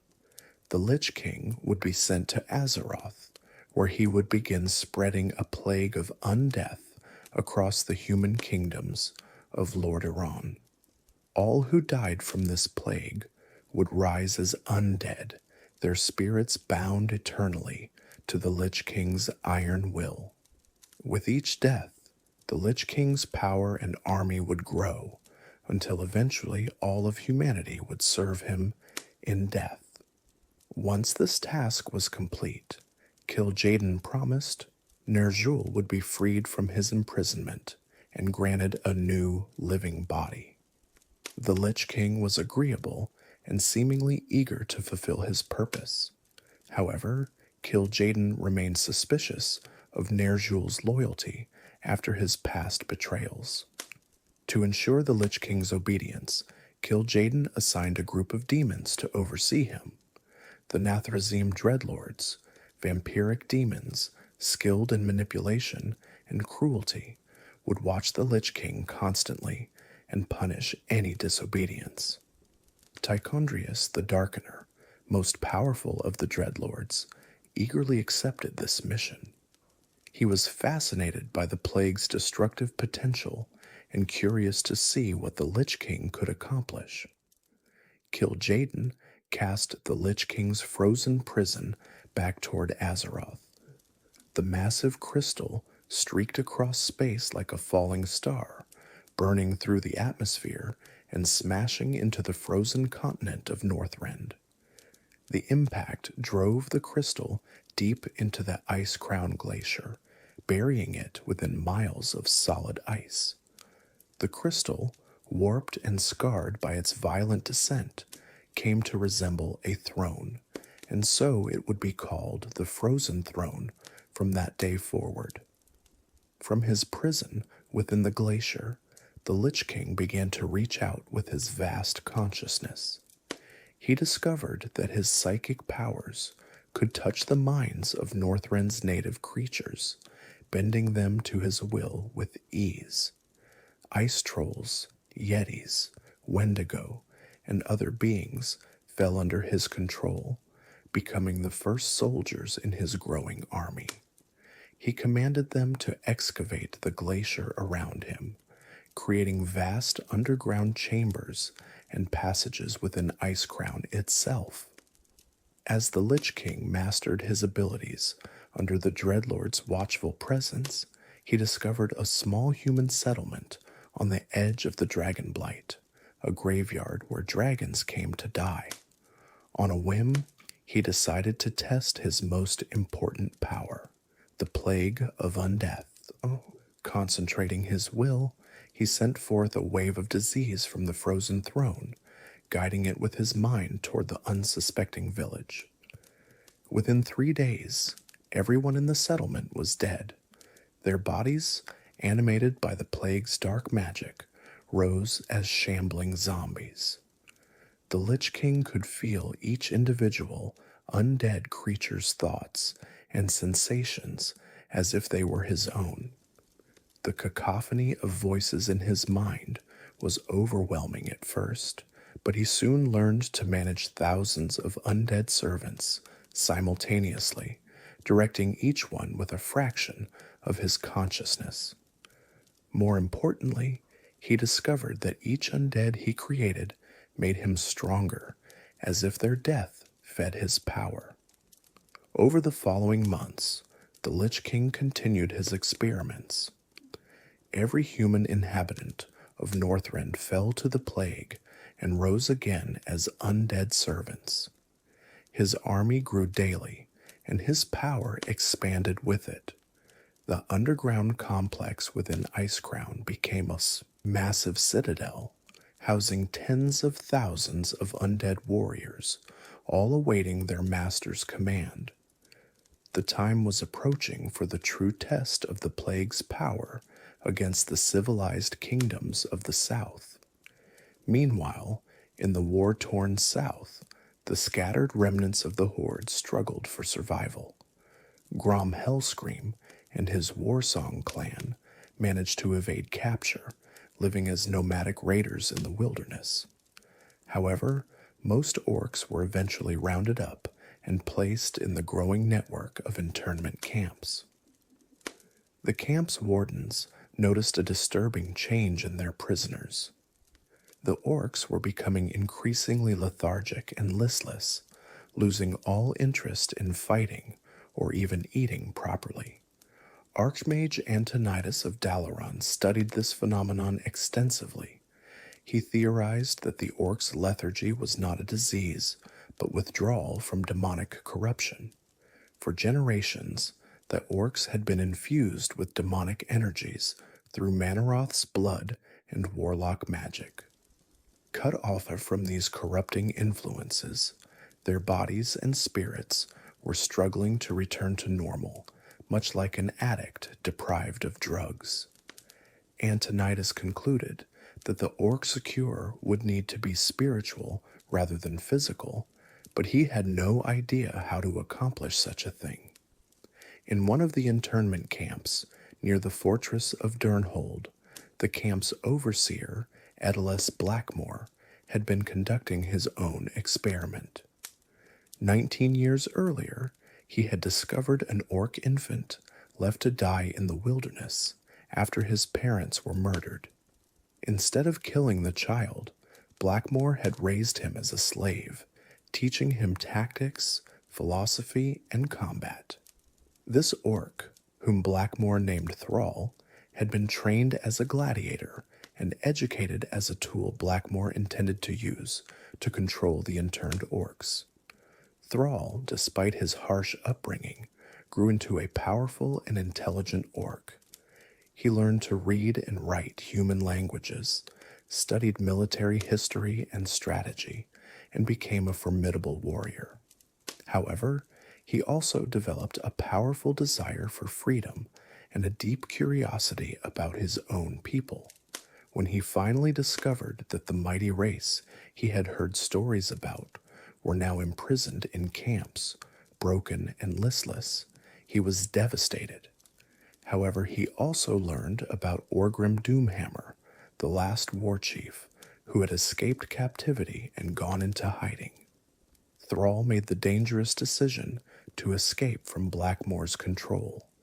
He fled into the wilderness, searching for others of his kind and for answers about his heritage.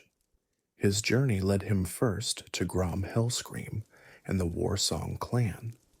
Hellscream, though constantly hunted by Alliance forces, had maintained his fighting spirit and refused to surrender. He told Thrall about the Horde's glory days and its fall from honor under Gul'dan's corruption. Inspired by Hellscream's idealism, Thrall continued his search. Thrall traveled far to the north, seeking the Frostwolf clan that Gul'dan had exiled during the First War. There he discovered his true heritage. He was the son and heir of Duratan, the chieftain who had been murdered for opposing Gul'dan's corruption. The Frostwolves, led by the elderly shaman Drekthar, welcomed Thrall and taught him about the Orcs' original shamanistic culture. Under Drekthar's guidance, Thrall learned to commune with the elements and discovered powers within himself that had nothing to do with demonic corruption. Thrall's education in shamanism opened his eyes to what the Orcs had lost. Before Gul'dan's corruption, his people had been noble, spiritual beings living in harmony with the elements and honoring their ancestors. The demonic influence had twisted them into mindless killers, but Thrall realized that his people could reclaim their original nature. He took his rightful place as chieftain of the Frostwolf clan and set out on a mission to free the imprisoned Orcs and restore their stolen heritage. During his travels, Thrall encountered Orgrim Doomhammer, the former warchief who had been living as a hermit since the Horde's defeat. Doomhammer had been close friends with Thrall's father Duratan, and seeing the young orc alive filled him with hope. Together, Thrall and Doomhammer began liberating the internment camps, freeing thousands of orcs and teaching them about their shamanistic roots. The orcs who embraced this spiritual awakening found their lethargy lifting, replaced by purpose and vitality. The campaign to free the camps culminated in an assault on Durnhold itself, the fortress from which Blackmoor commanded the internment system. During the battle, Orgrim Doomhammer fell, struck down while protecting Thrall from an ambush. With his dying breath, Doomhammer passed his legendary warhammer and the title of warchief to Thrall. The young orc, barely past his 20th year, found himself leader of a reborn horde. Thrall donned Doomhammer's black plate armor and raised the warhammer high, declaring that the horde would never again be slaves to anyone, demon or human. However, this would not be a horde dedicated to mindless conquest. Under Thrall's leadership, the orcs would reclaim their honor and find a homeland where they could live in peace. It was an ambitious vision, but one that would soon be tested in ways Thrall could never have imagined. Warcraft III, Reign of Chaos, the Scourge of Lordaeron. While Thrall was liberating his people in the south, the Lich King's plans in Northrend had reached fruition. The time had come to unleash the plague upon the kingdoms of Lord Aeron. However, the Lich King needed agents within human society to spread his plague effectively. He reached out across the vast distance between Northrend and Lord Aeron with his consciousness, calling to any dark soul who might listen to his seductive whispers. Among those who heard the Lich King's call was Quel'Thuzad, a senior archmage of the Kirin Tor in Dalaran. Quel'Thuzad had always been considered controversial due to his insistence on studying necromancy, which the Kirin Tor strictly forbade. He believed that his peers were too squeamish and conservative, refusing to explore entire schools of magic due to outdated moral concerns. When the Lich King's voice entered his mind, promising unlimited power and knowledge, Quel'Thuzad was seduced by the possibilities. The respected archmage abandoned his position in Dalaran, sold his considerable holdings, and embarked on a long journey to Northrend. Traveling alone across land and sea, he finally reached Icecrown Glacier after months of hardship. There, in the frozen depths beneath the glacier, he prostrated himself before the frozen throne and pledged his soul to the Lich King. The dark voice that had called to him offered him immortality, immense power, and knowledge beyond mortal comprehension in exchange for absolute loyalty. The Lich King gave Quel'Thuzad his first mission, returned to Lordaeron, and found a new religion that would worship the Lich King as a god. To facilitate this task, the Lich King allowed Quel'Thuzad to retain his human form and his considerable powers of persuasion and illusion. The Archmage would infiltrate human society and slowly build a cult of followers who would eagerly serve the undead Scourge. Quel'Thuzad returned to Lordaeron in disguise and spent 3 years carefully building his organization. He called it the Cult of the Damned, and he recruited from among the poor, the desperate, and the disenfranchised. He promised social equality, freedom from oppression, and eternal life in exchange for service to a new god. The cult grew rapidly, especially among the peasantry who labored under heavy taxes and felt abandoned by their nobles. Quel'Thuzad was careful to hide the cult's true nature and keep its activities secret from the authorities. Once the cult had grown large and widespread enough, the Lich King took the next step. He placed portions of his plague energies into several artifacts called plague cauldrons. These cauldrons would continuously generate and spread the plague in a wide radius around them. Quel'Thuzad transported these cauldrons to Lordaeron and hid them in cult-controlled villages throughout the northern regions. The cultists, promised immortality through undeath, eagerly guarded the cauldrons and welcomed the plague when it came.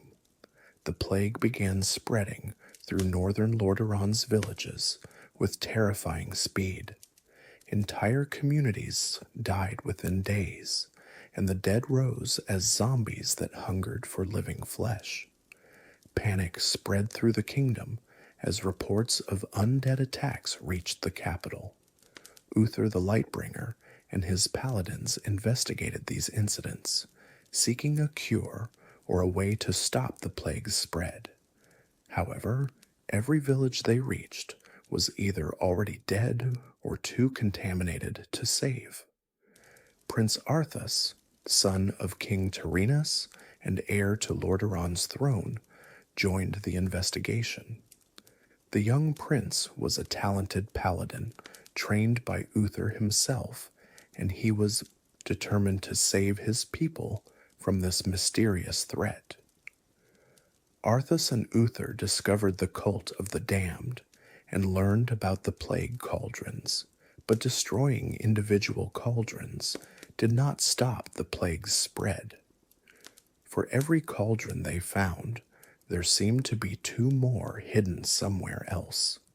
Arthas's investigation led him to the granary of Andor Hall, where he discovered that plagued grain was being distributed across Lordaeron.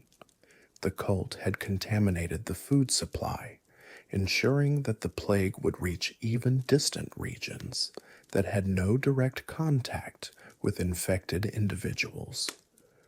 More horrifying still, Arthas learned that this grain had already been shipped to Stratholme, one of Lordaeron's largest cities, and the citizens would begin consuming it within days. Arthas raced toward Stratholme with his forces, desperate to prevent the tragedy he knew was coming. When he arrived, he found that the grain had already been distributed throughout the city. The plague had not yet manifested visibly, but Arthas knew that everyone who had eaten the grain was already infected and would soon die and rise as undead. he made a decision that would haunt him for the rest of his life. He ordered the complete purging of Stratholme, commanding his soldiers to kill every living person in the city before they could transform. Uther refused to participate in what he saw as mass murder of innocent people. Jaina Proudmoore, a talented sorceress who was both Arthas's friend and romantic interest, also could not accept this course of action. They both abandoned Arthas, leaving him with only those soldiers willing to follow his horrific command. Arthas proceeded with the purge, leading his forces through Stratholme's streets and killing citizens by the thousands. As he worked, the first citizens began transforming into undead, confirming that his decision had been correct, even as it destroyed his soul. During the purge, Arthas encountered Mal'Ganis, a Nathrezim dreadlord who had been sent by Kil'jaeden to oversee the Scourge's operations in Lordaeron. The demon mocked Arthas, claiming that Stratholme's fall was inevitable and that all of Lordaeron would soon belong to the Scourge. Before Arthas could engage him in combat, Mal'Ganis vanished, but he left the prince with a challenge: follow him to Northrend if he wanted revenge and the chance to stop the plague at its source. Arthas, his mind already beginning to fracture from the horrors he had committed at Stratholme, became obsessed with hunting down Mal'Ganis and destroying the source of the plague. He commandeered ships and led an expedition to Northrend, lying to his soldiers about having received official orders from King Tyrannus. Once in Northrend, Arthas made increasingly desperate and ruthless decisions, burning his own ships to prevent his men from deserting and murdering an entire mercenary company that had been sent to recall him to Lordaeron. Mal'Ganis led Arthas deeper into Northrend, always staying just ahead of the prince's forces, mocking him and goading him onward.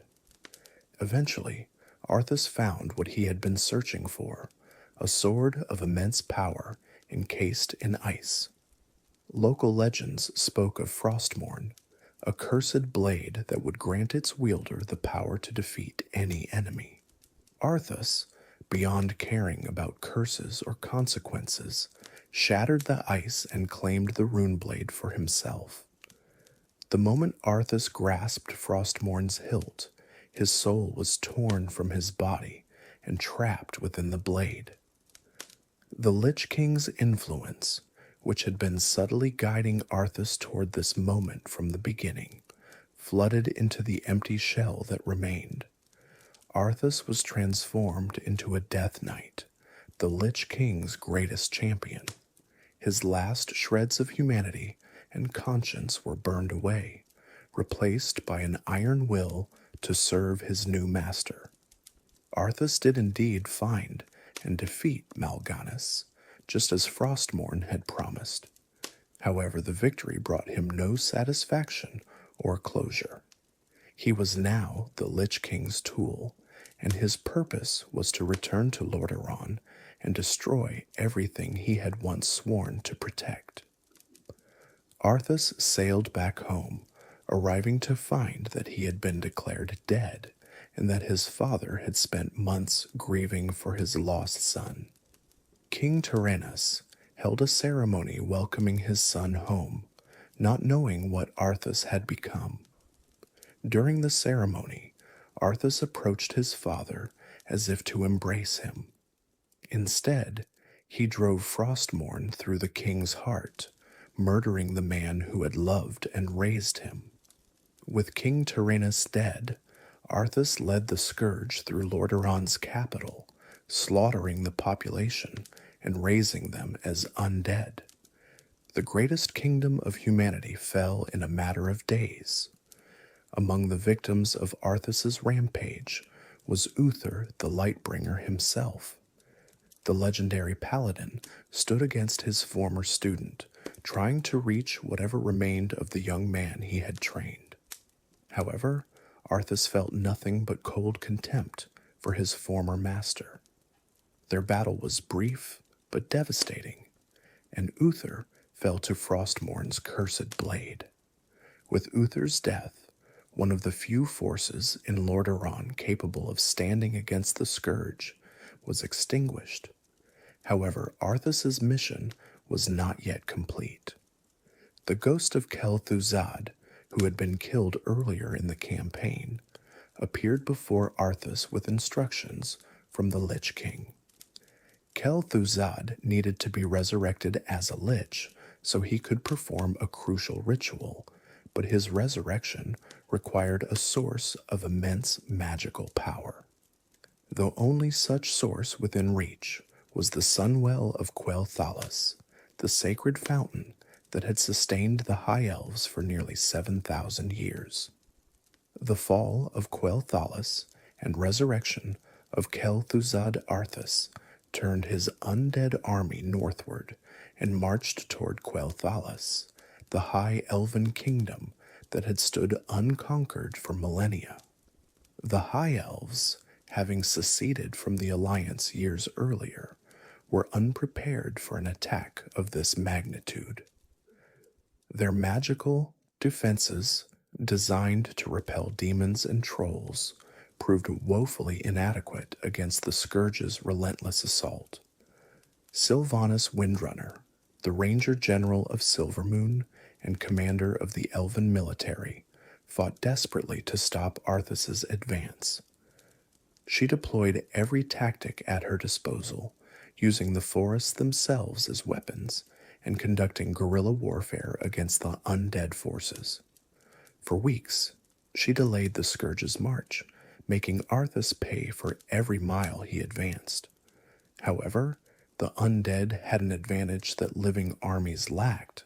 They never tired, never needed supplies, and every elf they killed would rise to fight for them. Arthas grew frustrated with Sylvanas's resistance. She had personally killed dozens of his most powerful undead champions, and her strategies had slowed his advance to a crawl. When he finally cornered her during a desperate last stand, he made a cruel decision. Rather than simply killing her, he used Frostmourne to claim her soul, transforming her into a banshee, a tormented undead spirit bound to his will. It was a fate worse than death for the ranger who had caused him so much trouble. Sylvanas retained full awareness of what was happening, but could not resist his commands, forced to watch helplessly as Arthas continued his march towards Silvermoon. The Scourge carved through the remaining elven defenses with brutal efficiency. The runestones that had protected Quel'Thalas for thousands of years were destroyed one by one, their protective magic fading as each stone fell. The forests burned, the elegant spires of Silvermoon crumbled, and the High Elves died by the thousands. Every fallen elf rose moments later as an undead soldier, joining the army that was destroying their homeland. The nightmares of the War of the Ancients had returned, but this time there would be no miracle to save them. Arthas finally reached his destination, the Sunwell, the sacred fountain that had sustained the High Elves since their arrival in Lordaeron nearly 7,000 years earlier. This mystical font, created by Dath Ramar Sunstrider, using one of Illidan's vials from the original Well of Eternity, contained enough magical power to accomplish the Lich King's purpose. Arthas placed Quel'Thuzad's remains into the Sunwell's shimmering waters, and the necromantic energies corrupted and fouled the sacred spring forever. The Sunwell's corruption was catastrophic for the High Elves. The fountain that had sustained them, empowered them, and connected them to their magical heritage was transformed into a source of death and decay. The energies that poured from it now spread poison rather than life. Worse still, the ritual succeeded in its primary purpose. Quel'Thuzad rose from the corrupted waters as a powerful lich, his body transformed into an undead abomination, but his mind and powers magnified beyond anything he had possessed in life. By the time Arthas and his forces withdrew from Quel'Thalas, the High Elven Kingdom was devastated beyond recovery. 90% of the population had been slaughtered, and most of those had risen as undead servants of the Scourge. The forests were burned, the cities lay in ruins, and the Sunwell was corrupted beyond any hope of cleansing. The glorious kingdom that had stood for millennia was reduced to a haunted wasteland in a matter of weeks. The handful of survivors would eventually rename themselves Blood Elves in honor of their fallen people, but that story would come later. Quel'Thuzad, restored to undeath and vastly more powerful than he had been in life, explained the next phase of the Lich King's plan to Arthas. They needed to travel to Dalaran and steal the spellbook of Medivh, the last guardian. This tome contained the knowledge necessary to summon Archimond the Defiler, one of the Burning Legion's most powerful commanders. The Legion had been the Lich King's true masters all along, and now they were ready to invade Azeroth once more. Arthas and Quel'Thuzad led their forces to Dalaran, the city of mages that had stood as a beacon of magical learning for thousands of years. The Kirin Tor, the Council of Archmages who ruled the city, deployed every defense at their disposal. The skies above Dalaran lit up with magical combat as wizards cast devastating spells against the undead invaders. However, for all their power, the mages of Dalaran could not stop the Scourge's advance. Arthas personally stormed the city's vaults and claimed Medivh's spellbook, while his undead forces battled the defenders to a standstill. With the spellbook secured, Quel'Thuzad began the summoning ritual. The Lich required several days to complete the complex working, and during that time, Arthas defended him against increasingly desperate attacks from Alliance forces. The human kingdoms had finally understood the scope of the threat they faced, but they had reacted too slowly. As Quel'Thuzad spoke the final words of the summoning spell, reality itself tore open above Dalaran. Archimond the Defiler emerged from the twisting nether in all his terrible glory. The massive demon stood hundreds of feet tall, wreathed in fell fire, and radiated pure malevolence. With a gesture, he destroyed Dalaran, the city that had stood for 3,000 years. The destruction was absolute and instantaneous. Buildings, people, and the very ground itself were reduced to a massive crater. The center of human magical learning was obliterated as casually as a man might crush an insect.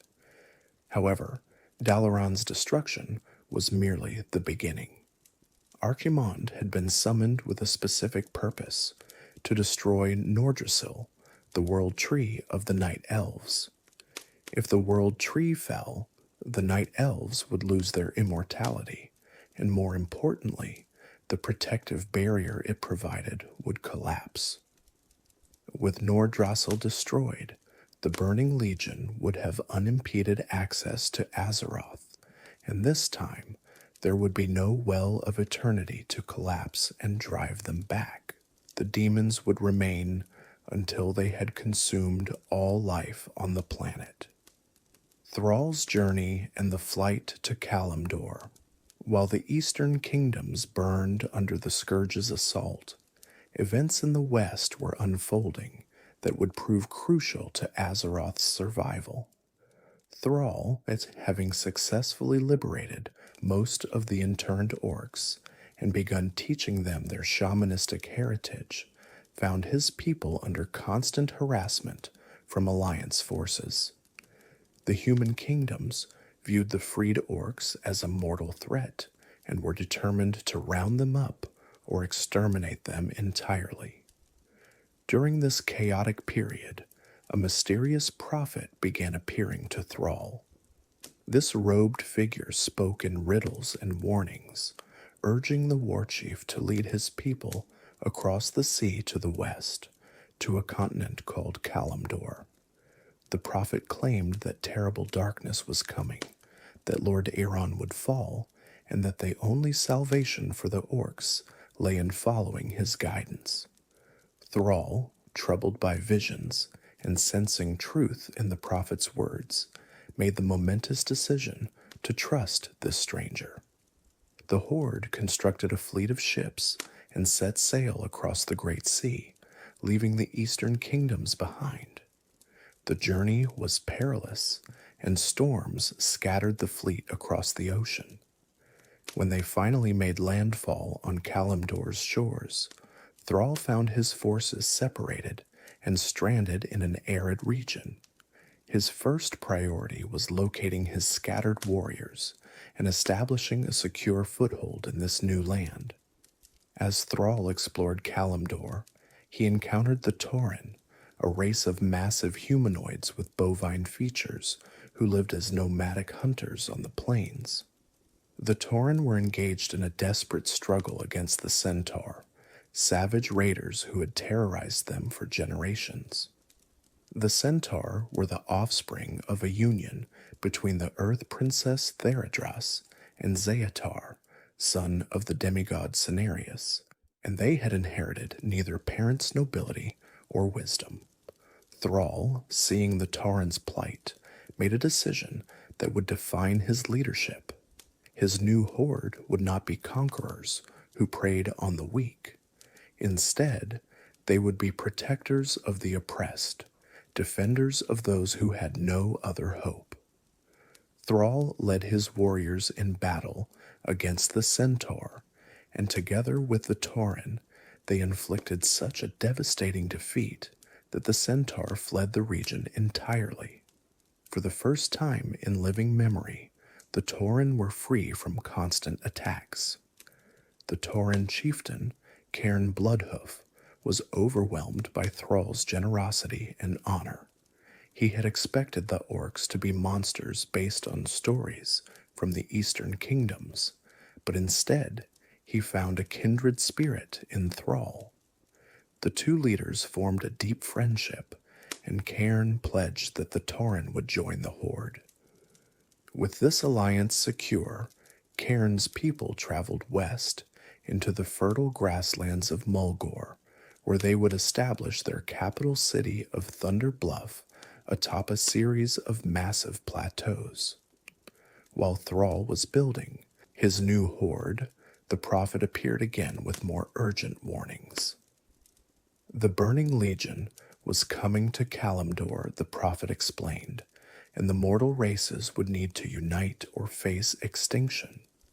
Thrall must work with the humans who would soon arrive, setting aside ancient hatreds for the sake of survival. Though this seemed impossible given the recent wars, Thrall agreed to try. The prophet vanished once more, leaving Thrall to wonder who this mysterious guide truly was. Meanwhile, across the ocean, the prophet had also appeared to Jaina Proudmoore. The young sorceress, still traumatized by events at Stratholme and the fall of Lord Aran, had gathered survivors from the destroyed kingdom and was attempting to lead them to safety.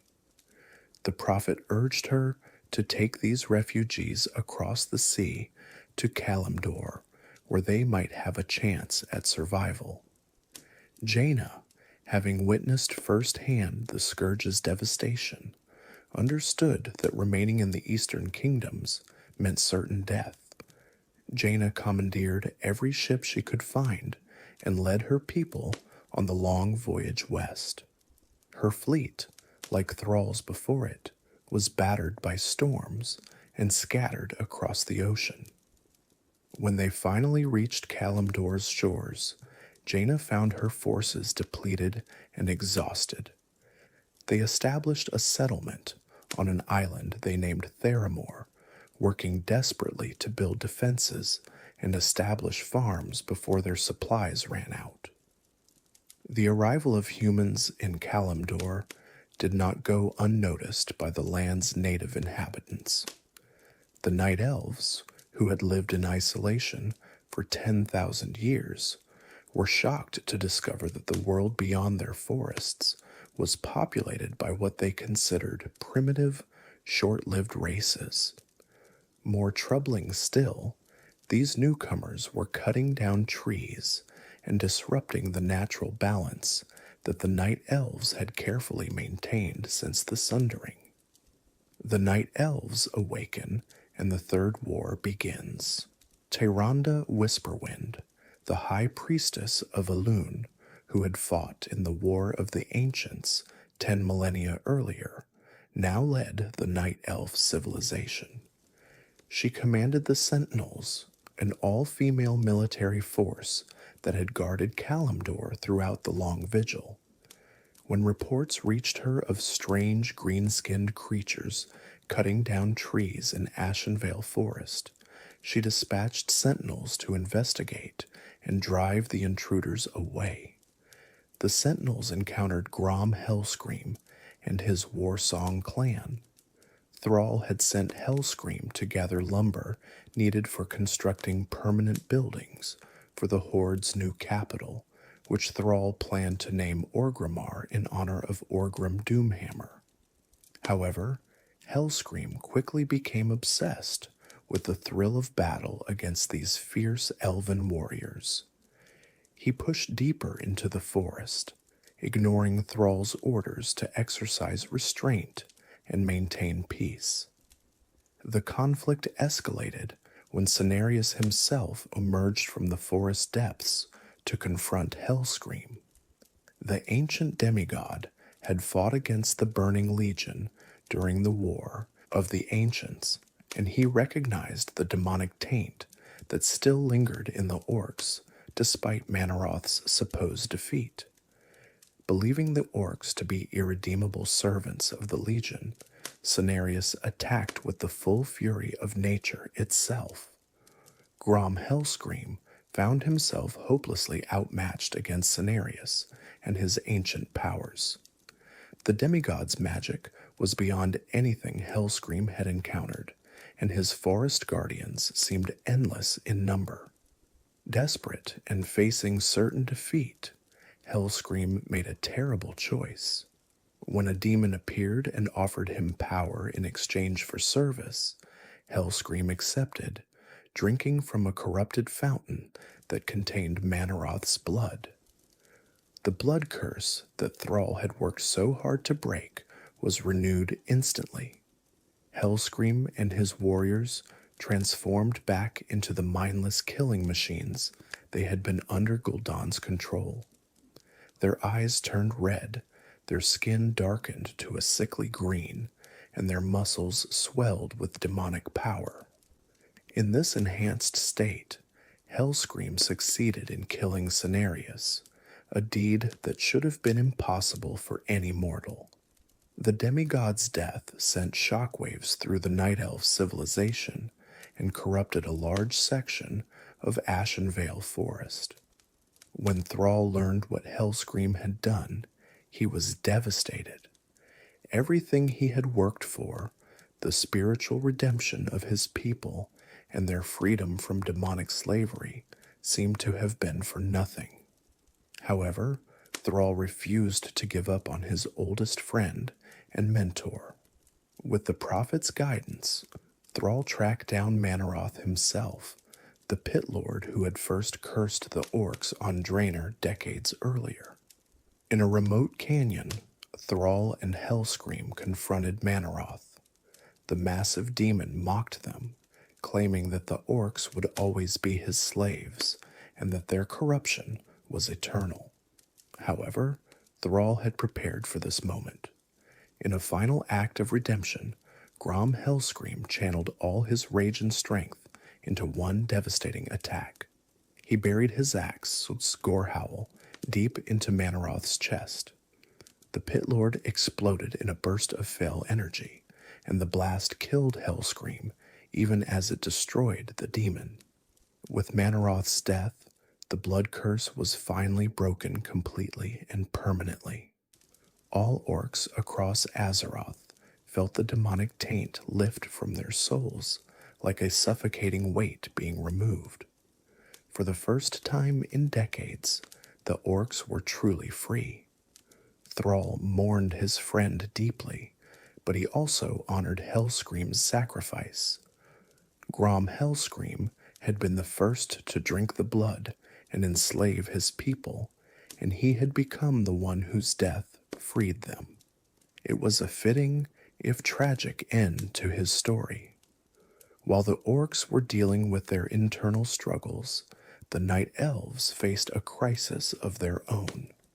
Tyrande realized that the sentinels alone could not defend Kalimdor from the threats converging on their homeland. She needed to awaken the druids from their centuries-long slumber within the Emerald Dream. Most importantly, she needed to wake Malfurion Stormrage, the greatest of all druids, and her beloved husband who had been sleeping for over 1,000 years. Tyrande ventured into the Barrow Deeps, ancient underground chambers where the druids hibernated in a state between life and death. Navigating through dangers both ancient and new, she finally reached Malfurion's resting place and awakened him. The Archdruid emerged confused and disoriented, but as Tyrande explained what was happening, he understood the dire situation immediately. They began awakening other druids to help defend Kalimdor. During their search for more druids, Tyrande made a controversial decision. She learned that Illidan Stormrage, Malfurion's twin brother, was still imprisoned in his barrow where he had been sealed 10,000 years earlier. Tyrande believed they needed Illidan's power to fight the Legion. Despite Malfurion's protests and warnings about his brother's dangerous obsession with magic, she released him from his eternal prison, and Illidan emerged unchanged, preserved perfectly across the millennia. Illidan initially fought alongside his brother and Tyrande against the Legion's forces. However, his addiction to magic and his resentment toward Malfurion had not diminished during his imprisonment. When he discovered a powerful warlock artifact called the Skull of Gul'dan, which contained the dead warlock's essence and power, Illidan could not resist claiming it. He consumed the skull's energies, transforming himself further into a demonic being with massive horns, wings, and glowing eyes. The power Illidan gained was immense, but the transformation horrified both Tyrande and Malfurion. Though Illidan used his new abilities to defeat powerful demons, Malfurion banished him from Night Elf lands, unable to trust his brother's intentions or sanity. Illidan fled into the wilderness, bitter and alone, while Tyrande was left to wonder if freeing him had been a terrible mistake. Archimona's March and the Battle of Mount Hyjal. The Burning Legion's invasion of Kalimdor accelerated as Archimond led his forces from the ruins of Dalaran toward their ultimate target, Mount Hyjal and the world tree Nordrassil. The Demon Lord commanded an army that included millions of lesser demons, along with the entire Scourge forces that Arthas and Quel'Thuzad had built in Lordaeron. Nothing in their path survived. Villages, forests, and entire regions were reduced to ash as the Legion marched inexorably westward. The mysterious prophet, who had been appearing sporadically to both Thrall and Jaina, finally revealed himself. He was Medivh, the last guardian, miraculously returned from death to atone for his role in opening the dark portal and enabling the Horde's first invasion. His spirit had wandered the astral plane for years, watching events unfold and understanding the crucial role he must play. Now, in Azeroth's darkest hour, he had manifested to guide the mortal races toward their only chance at survival. Medivh brought Thrall, Jaina, and the Night Elf leaders together for an emergency council. He explained that the Legion's goal was to destroy the World Tree, which would tear down the magical barriers protecting Azeroth from full-scale demonic invasion. If Archimonde succeeded, the planet would be overrun completely within days. The only way to stop him was for all three factions, Horde, Alliance, and Night Elves, to work together despite their differences and mutual distrust. The proposition seemed impossible. The Orcs and humans had fought two devastating wars within living memory. The Night Elves viewed both races as destructive children who understood nothing of the natural order. Old hatreds ran deep, and cooperation seemed like a fantasy. However, Medivh convinced them that they had no choice. United, they might have a chance. Divided, they would certainly all die. The leaders reluctantly agreed to set aside their conflicts and face the Legion together. Malfurion devised a desperate plan. The dragon aspects had blessed Nordrassil with their power 10,000 years ago, making the World Tree extraordinarily powerful, but also deeply connected to the world's ley lines and magical energies. If they could lure Archimonde to the World Tree and trigger a controlled detonation of its accumulated energies, they might be able to destroy the Demon Lord permanently. However, this would also destroy Nordrassil itself, and with it, the Night Elves' immortality. It was a devastating price, but the alternative was extinction for all life on Azeroth. The Night Elves agreed to sacrifice their immortality for the greater good. Malfurion began preparing the World Tree for detonation, while the combined armies of Orcs, humans, and Night Elves established defensive positions on the slopes of Mount Hyjal. Their task was to delay Archimonde's forces as long as possible while Malfurion completed his preparations. The battle for Mount Hyjal became a desperate fighting retreat up the mountainside. The Horde established the first defensive line at the mountain's base, with Thrall commanding Orc, Tauren, and Troll forces in a fortified position. They held against wave after wave of demons and undead, buying precious time before being overwhelmed. As the Horde pulled back, Jaina's human and dwarf forces took over the second defensive line partway up the mountain. Jaina's forces fought with equal desperation, knowing that every minute they delayed the Legion was another minute for Malfurion to complete his preparations. The human soldiers, many of them refugees who had lost everything to the Scourge, fought with nothing left to lose. They held far longer than anyone expected, but eventually the sheer numbers of demons broke through their lines as well. The Night Elves established the final defensive line near Nordrassil itself. Every sentinel, every druid, every ancient tree guardian, and every allied creature of the forest stood ready to make their last stand. As Archimonde's forces climbed the final slopes toward the World Tree, Malfurion worked frantically to complete his preparations. The fate of the worlds would be decided in the next few hours. Archimonde himself reached the World Tree, brushing aside the last defenders with contemptuous ease. The massive demon lord approached Nordrassil, reaching out to touch its trunk and drain its power for himself. This was the moment Malfurion had been waiting for. As Archimonde made contact with the tree, Malfurion triggered the detonation. The world tree exploded with the fury of 10,000 years of accumulated magical energy. Wisps, the ancestral spirits of dead night elves that had been gathering around Nordrassil in preparation for this moment, channeled their collective power into the blast.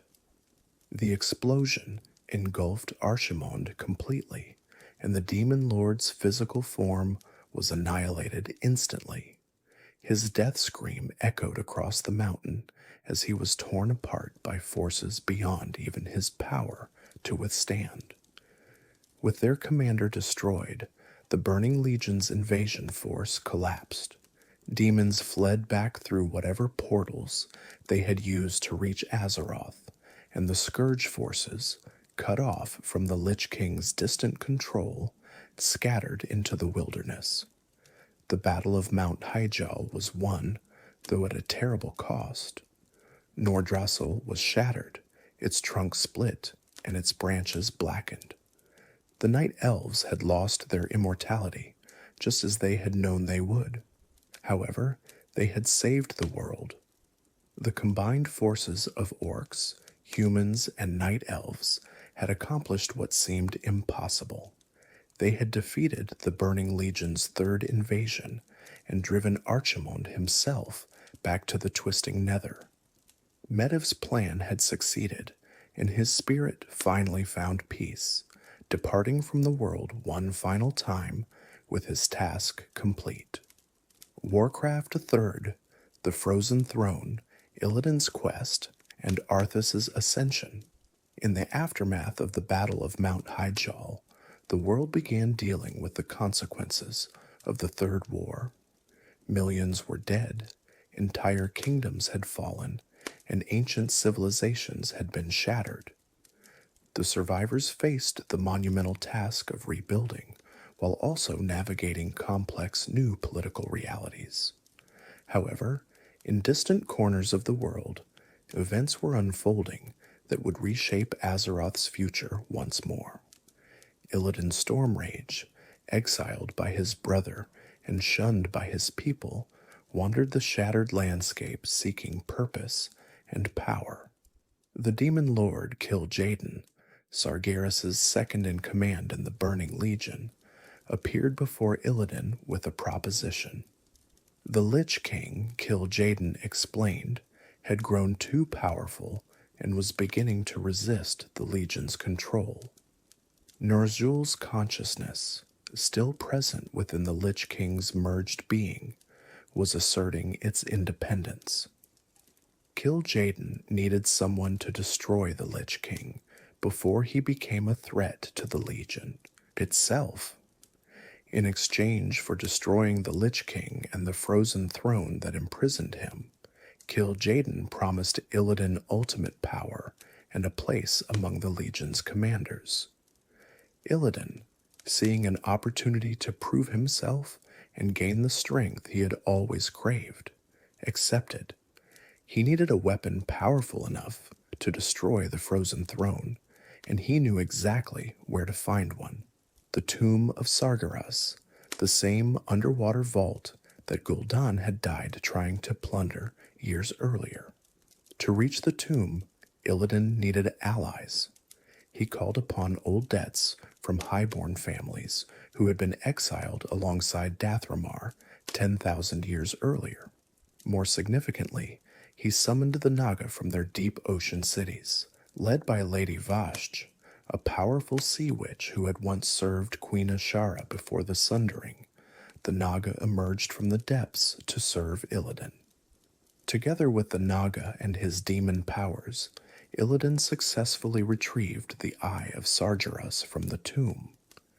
Illidan's activities drew the attention of Maiev Shadowsong, the warden who had guarded his prison for 10,000 years. Maiev had dedicated her entire existence to keeping Illidan imprisoned and his escape filled her with a rage that bordered on obsession. She gathered a force of wardens and watchers and pursued Illidan across the ocean, determined to recapture or kill him regardless of the cost. Illidan traveled to Dalaran, or rather to the massive crater where Dalaran had once stood. The ley lines converging on the site still hummed with magical energy, despite the city's destruction. Using the Eye of Sargeras and the ley line's power, Illidan began casting a spell of devastating magnitude. He intended to shatter the frozen throne and the ice-crowned glacier from across the world, destroying the Lich King without ever setting foot in Northrend. However, before Illidan could complete his spell, Malfurion and Tyrande arrived with Maiev to stop him. They had learned of Illidan's alliance with demons and could not allow him to cast a spell of such destructive magnitude without understanding its consequences. Illidan tried to explain that he was destroying the Lich King, that he was actually saving the world, but Malfurion would not listen. The brothers fought, and Malfurion succeeded in disrupting Illidan's spell before it could fully destroy the frozen throne. The spell, though disrupted, still struck Icecrown with enormous force. The frozen throne cracked and began leaking the Lich King's power. Ner'zhul, feeling his essence draining away and his control over the Scourge weakening, sent out a desperate psychic call to his greatest creation, the Death Knight Arthas. The Lich King commanded Arthas to come to Northrend and save him before it was too late. Arthas, still in Lordaeron commanding the Scourge forces there, immediately felt his master's distress. However, he faced a problem. During the chaos of the Third War and the march to Mount Hyjal, not all the undead had remained loyal to the Lich King. A significant faction, led by the Banshee Sylvanas Windrunner, had broken free from the Lich King's control when his power weakened. These rebels called themselves the Forsaken, and they were determined to claim Lordaeron for themselves. Sylvanas had suffered under Arthas' control since her transformation, forced to watch as her people were destroyed and unable to resist his commands.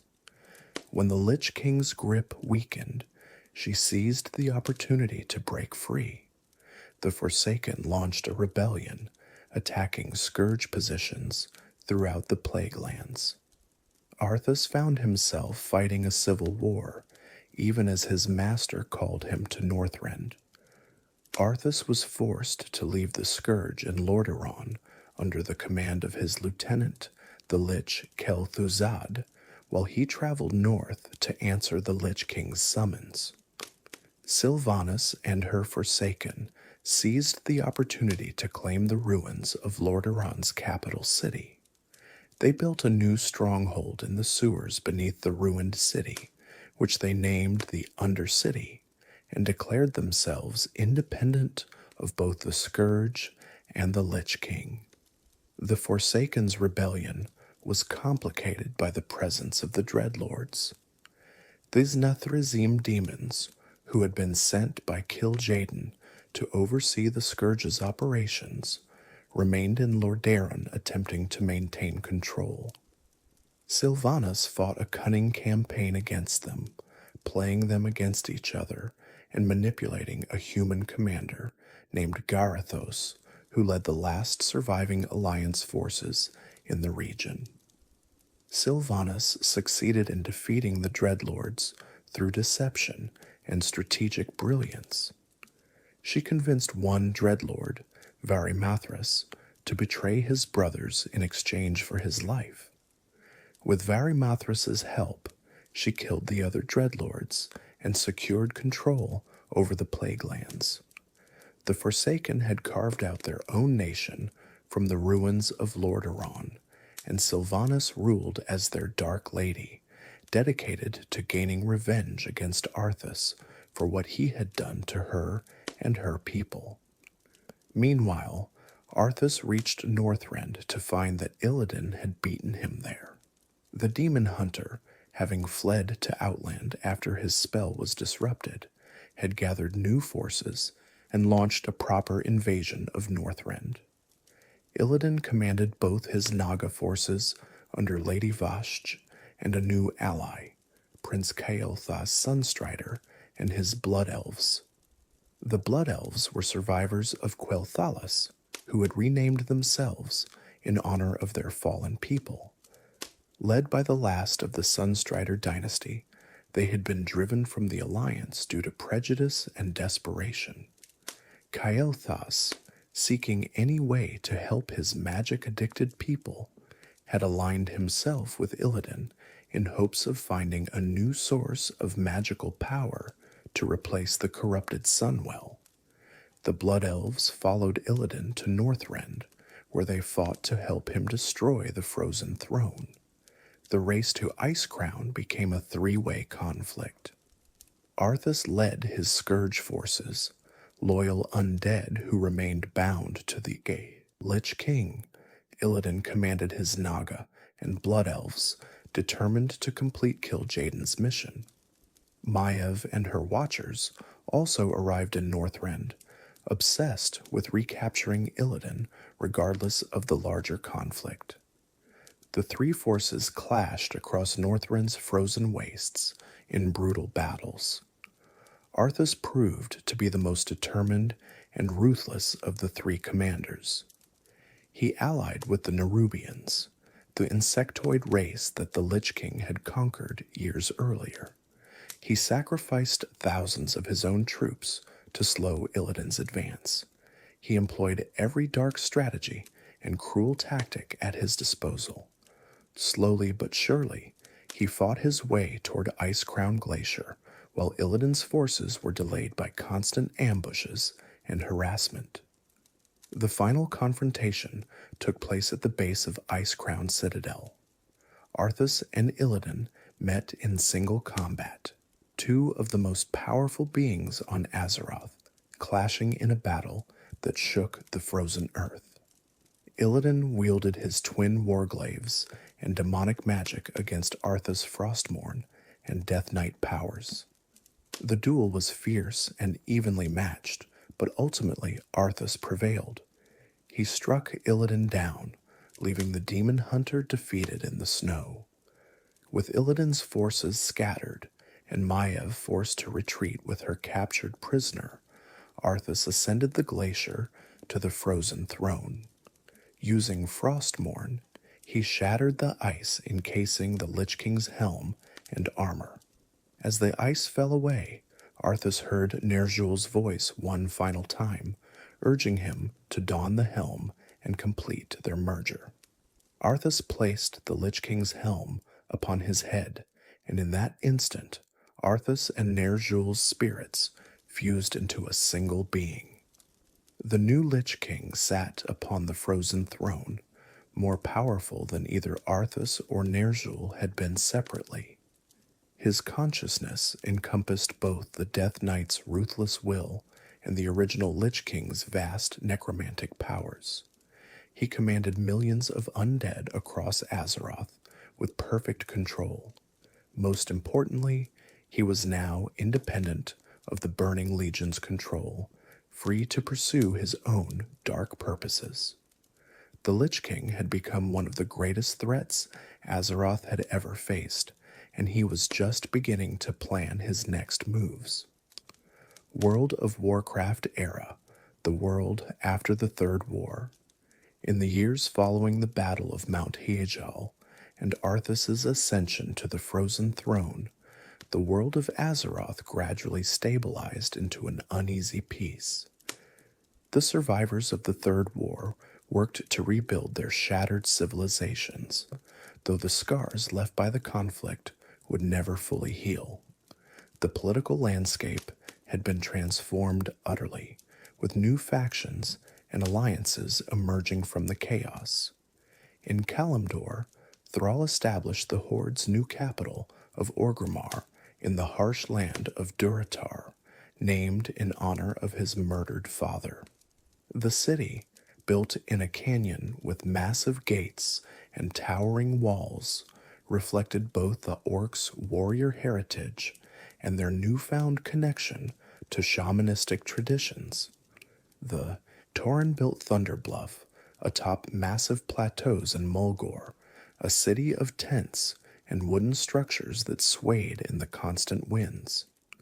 The Darkspear Trolls, led by Vol'jin after his father Sen'jin's death, established themselves in the Echo Isles off Durotar's coast. Jaina Proudmoore's human survivors founded the city of Theramore on an island in Dustwallow Marsh. Though technically independent, Theramore maintained friendly relations with both the Alliance kingdoms across the sea and Thrall's horde. Jaina hoped that her city could serve as a bridge between the two factions, proving that cooperation was possible. This hope would be tested repeatedly in the years to come. The Night Elves retreated into their forests, mourning their lost immortality and working to heal the damage done to Ashenvale. Teldrassil, a New World tree, was planted by Fandral Staghelm, despite Malfurion's objections. However, this new tree lacked the dragon aspect's blessings and would never possess Nordrassil's power. Worse, it would eventually become corrupted by dark influences, creating problems that would plague the Night Elves for years. In the Eastern Kingdoms, the situation was more chaotic. Lord Aaron was split between three major forces. Sylvanas' Forsaken controlled the western Plaguelands and the ruins of Lord Aaron's city. Quel'Thuzad and the Scourge dominated the eastern Plaguelands and much of the former kingdom. The Scarlet Crusade, a fanatical human organization dedicated to destroying all undead, controlled scattered strongholds throughout the region. These three factions engaged in constant warfare while the rest of the world struggled to contain them. Stormwind, having been reclaimed and rebuilt with Alliance support during the Second War, stood as the primary human power in the south. King Varian Wrynn ruled the kingdom, though during the early years, mysterious circumstances would lead to his disappearance, leaving his young son Anduin under the regency of Bolvar Fordragon and the manipulative Lady Katrana Prester, who was secretly the Black Dragon Onyxia in disguise. The machinations of the Black Dragonflight would create chaos in Stormwind's politics for years. The dwarves of Ironforge remained stable under King Magni Bronzebeard's leadership. The three Hammer clans had never fully reconciled after their ancient civil war. The Bronzebeard clan controlled Ironforge itself. The Wildhammer clan lived independently in the Hinterlands, and the Dark Iron dwarves remained enslaved to Ragnaros the Fire Lord in the depths of Blackrock Mountain.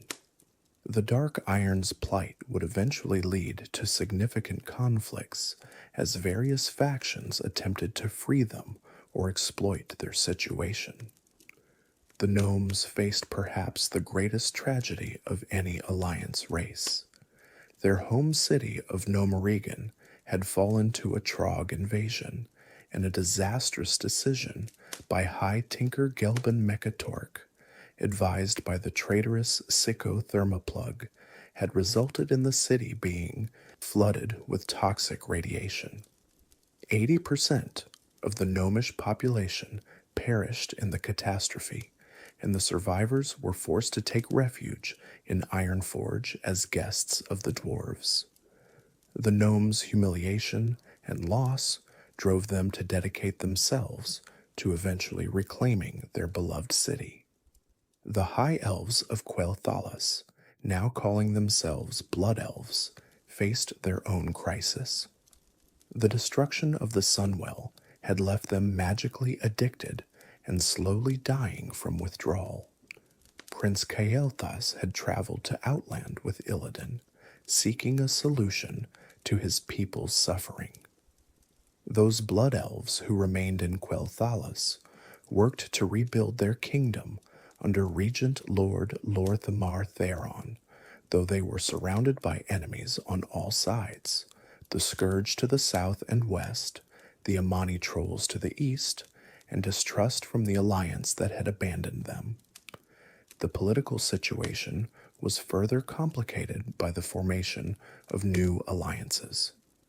The Forsaken, seeking allies against both the Scourge and the Living, sent emissaries to Thrall's horde. Sylvanas argued that the Forsaken were victims of the Scourge, not willing servants, and that they deserved a chance to exist. Thrall, remembering his own people's redemption from demonic corruption, agreed to accept the Forsaken into the Horde, though many orcs remained deeply uncomfortable with their undead allies. This decision had far-reaching consequences for relations between the Horde and Alliance. The Alliance viewed the Forsaken as abominations, undead who should be destroyed rather than negotiated with. The Horde's acceptance of the Forsaken created a permanent rift that would make lasting peace between the factions nearly impossible. Old tensions from the First and Second Wars, which had been slowly healing, were reignited by this ideological divide. In the far north, the Lich King consolidated his power within Ice-Crown Citadel. The merged consciousness of Arthas and Ner'zhul plotted grand strategies, content to rebuild the Scourge's strength before launching another assault on the living. The cult of the damned remained active throughout the eastern kingdoms, secretly working to spread the plague and recruit new members to their dark cause. The threat of the Scourge hung over the world like a sword waiting to fall. The Burning Legion, though defeated at Mount Hyjal, had not abandoned its designs on Azeroth. Demons still lurked in hidden corners of the world, and corrupted warlocks continued to summon them in secret. Illidan, now imprisoned once more by Mayav Shadowsong and held in the Warden's cells, plotted his eventual escape. Quel'Thalas and his blood elves served Illidan in Outland, growing increasingly desperate in their search for magical sustenance. Throughout this period of rebuilding, various threats emerged that would require heroes from both factions to address.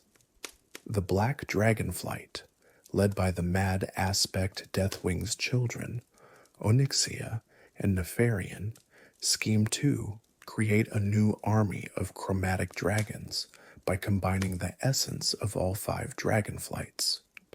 Their experiments in Blackrock Mountain posed a threat to everyone, and adventurers from both Horde and Alliance would eventually storm the mountain to end their dark works. The old gods, imprisoned deep beneath the earth since the Titans bound them in ancient times, continued to exert their corrupting influence. S'thun, imprisoned beneath the sands of Silithus, worked through the Chiraji insectoid race to break free from its bonds. The Silithid and Chiraji launched attacks across southern Kalimdor, forcing the Horde and Alliance to cooperate in opening the gates of Ankiraj and confronting the old god directly. The campaign against S'thun represented one of the few times the factions truly worked together for a common cause. The Emerald Dream, the ethereal realm where Ysera oversaw nature's evolution, became corrupted by a force known as the Emerald Nightmare. This corruption manifested in the waking world through twisted druids and corrupted green dragons. Malfurion Stormrage worked tirelessly to understand and combat this threat, but the nightmare's source remained frustratingly elusive. Unknown to most, the old gods were behind this corruption, seeking to twist nature itself into a weapon against the Titan's ordered world. Nax Ramas, the floating necropolis from which Quel'Thuzad commanded the Scourge's forces in the Plague Lands, represented another major threat. The Lich had survived his defeat during the Third War, his phylactery preserved by loyal cultists who had resurrected him. From Nax Ramas, he commanded raids against both Horde and Alliance settlements while continuing his research into ever more terrible forms of undeath. Eventually, champions from both factions would assault the necropolis, battling through its horror-filled chambers to confront Quel'Thuzad himself. The era following the Third War was defined by this strange duality. The world was technically at peace, with no active large-scale war between major factions, yet conflict raged constantly at smaller scales. Border skirmishes between Horde and Alliance, battles against emerging threats, and internal struggles within each faction created a state of perpetual tension. Adventurers from both sides became increasingly important as the regular armies of each nation struggled to address multiple simultaneous crises. Sections: the broader lore and ancient history. To truly understand the World of Warcraft era and the conflicts that defined it, we must also examine the deeper history and lore that shaped this world. The ancient past continued to influence present events in ways both subtle and profound, and the actions of beings from 10,000 years ago still echoed through modern conflicts. The dragon aspects, empowered by the Titans to guard Azeroth, had been profoundly affected by the wars they had witnessed. Deathwing's betrayal during the War of the Ancients had shattered their unity forever. The Black Dragonflight, corrupted by the old god's whispers, became enemies of all other dragons and worked to undermine the Aspect's mission. Deathwing himself had retreated deep underground, but his children Sonixia and Nefarian continued his work, infiltrating mortal governments and conducting twisted experiments. The Red Dragonflight under Alexstrasza the Lifebinder had suffered terribly during the Second War when the Horde enslaved them using the demon soul. Though eventually freed, the psychological scars remained, and Alexstrasza became more cautious about involving herself in mortal affairs. She maintained her vigil over life from her sanctuary in the wetlands, but she rarely intervened directly unless absolutely necessary. The Blue Dragonflight, led by Malygos the Spellweaver, had been driven nearly to extinction by Deathwings during the Ancient War. Malygos himself had retreated into madness for thousands of years, and his flight struggled to recover its numbers and purpose. The few blue dragons that remained focused on studying magic and guarding arcane secrets, though their guardian's madness would eventually lead to conflict with mortal spellcasters.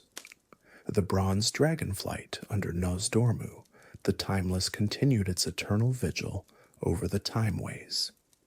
These dragons worked in the shadows, preventing temporal paradoxes and ensuring that history unfolded as it was meant to. However, their work became increasingly complicated as various factions attempted to manipulate time for their own purposes. The Infinite Dragonflight, bronze dragons corrupted by an unknown future catastrophe, began appearing throughout history, trying to alter key events. The Green Dragonflight, led by Ysera the Dreamer, remained mostly within the Emerald Dream, though the Nightmare's corruption forced them to become more active in the waking world. The Green Dragons worked desperately to contain the spreading corruption while trying to understand its source. Their connection to nature and to the druidic orders made them natural allies of the night elves, though they maintained neutrality in most mortal conflicts.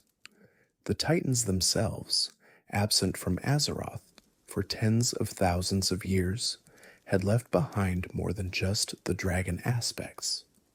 Throughout the world, Titan facilities remained hidden, ancient complexes filled with both wonders and dangers. Uldaman in Cosmodon housed records of the Earthen's creation and transformation into dwarves. Ulduar in distant Northrend contained even more significant secrets, including prisoners that the Titans had locked away before departing. These facilities were protected by Titan constructs, mechanical guardians programmed to defend against intruders and maintain the facility's integrity. As various factions explored these ancient sites, seeking knowledge or power, they frequently triggered the construct's defensive protocols, leading to battles between mortal explorers and ancient machines. The information and artifacts recovered from these sites provided crucial insights into Azeroth's true history and the Titan's purposes. The old god's influence permeated more of Azeroth than most mortals realized. Though Sethun and the other imprisoned old gods could not break free from their Titan-forged chains, they could still extend their consciousness and corrupt those who ventured too close to their prisons. The Chiraji and Silithid served Sethun, while other races had been twisted by other old gods. The Twilight cultists worshipped these dark entities, working to weaken their prisons and hasten their return. And Zoth, another old god whose prison location remained unknown, proved particularly insidious in its corruption. It had been responsible for Deathwing's madness and the creation of the Naga through its transformation of Ashara and her highborn. N'Zoth worked primarily through manipulation and psychological corruption rather than direct force, making its influence difficult to detect and combat. The Emerald Nightmare itself was suspected to be one of N'Zoth's schemes, though this would not be confirmed for many years. Yogg-Saron, imprisoned beneath Ulduar in Northrend, had been whispering to mortals for thousands of years. This old god was known as the God of Death, and its influence had spread corruption throughout Northrend long before the Lich King's arrival. The facility that became the Lich King's prison, Icecrown, sat near Yogg-Saron's prison, and some scholars believed this proximity was not coincidental. The old god may have influenced Kil'jaeden's choice of where to imprison Ner'zhul. The elemental planes, where the Titans had banished the elemental lords during their ordering of Azeroth, remained sources of instability. Ragnaros the Fire Lord, summoned accidentally by Emperor Thaurissan during the War of the Three Hammers, maintained his presence in the physical world from his lair in the Molten Core. The Fire Lord commanded the Dark Iron Dwarves and sought to expand his domain across all of Azeroth, transforming the world into an endless realm of fire and magma. The other elemental lords remained in their banished state, though their servants occasionally manifested in the physical world. Al'Akir the Windlord commanded air elementals, Therazane the Stone Mother ruled earth elementals, and Neptulon the Tidehunter controlled water elementals. These beings represented primal forces of nature, caring nothing for mortal concerns or the conflicts between civilizations. They desired only to return to the physical world and resume their eternal war for dominance. The Emerald Dream itself represented a critical but poorly understood aspect of Azeroth's nature. This realm existed parallel to the physical world, showing nature in its perfect, uncorrupted state. Every tree, every animal, every natural feature existed in the dream as a pristine template. Ysera used the dream to guide evolution and maintain ecological balance, while druids entered it to commune with nature and gain wisdom. However, the Emerald Nightmare had twisted portions of the dream into horrific parodies of nature. Corrupted sections showed twisted, nightmarish versions of natural beauty, with trees that screamed in agony and animals transformed into monstrosities. The source of this corruption remained a mystery to most, though the old god's involvement was suspected by some of the more knowledgeable druids and dragons. The nightmare threatened to eventually consume the entire dream, which would have catastrophic consequences for the waking world's ecology. The Naga, transformed high elves who had followed Queen Azshara into the depths, remained largely hidden during this period. Lady Vashja's forces had followed Illidan to Outland, but the bulk of the Naga race remained in underwater cities scattered across Azeroth's oceans.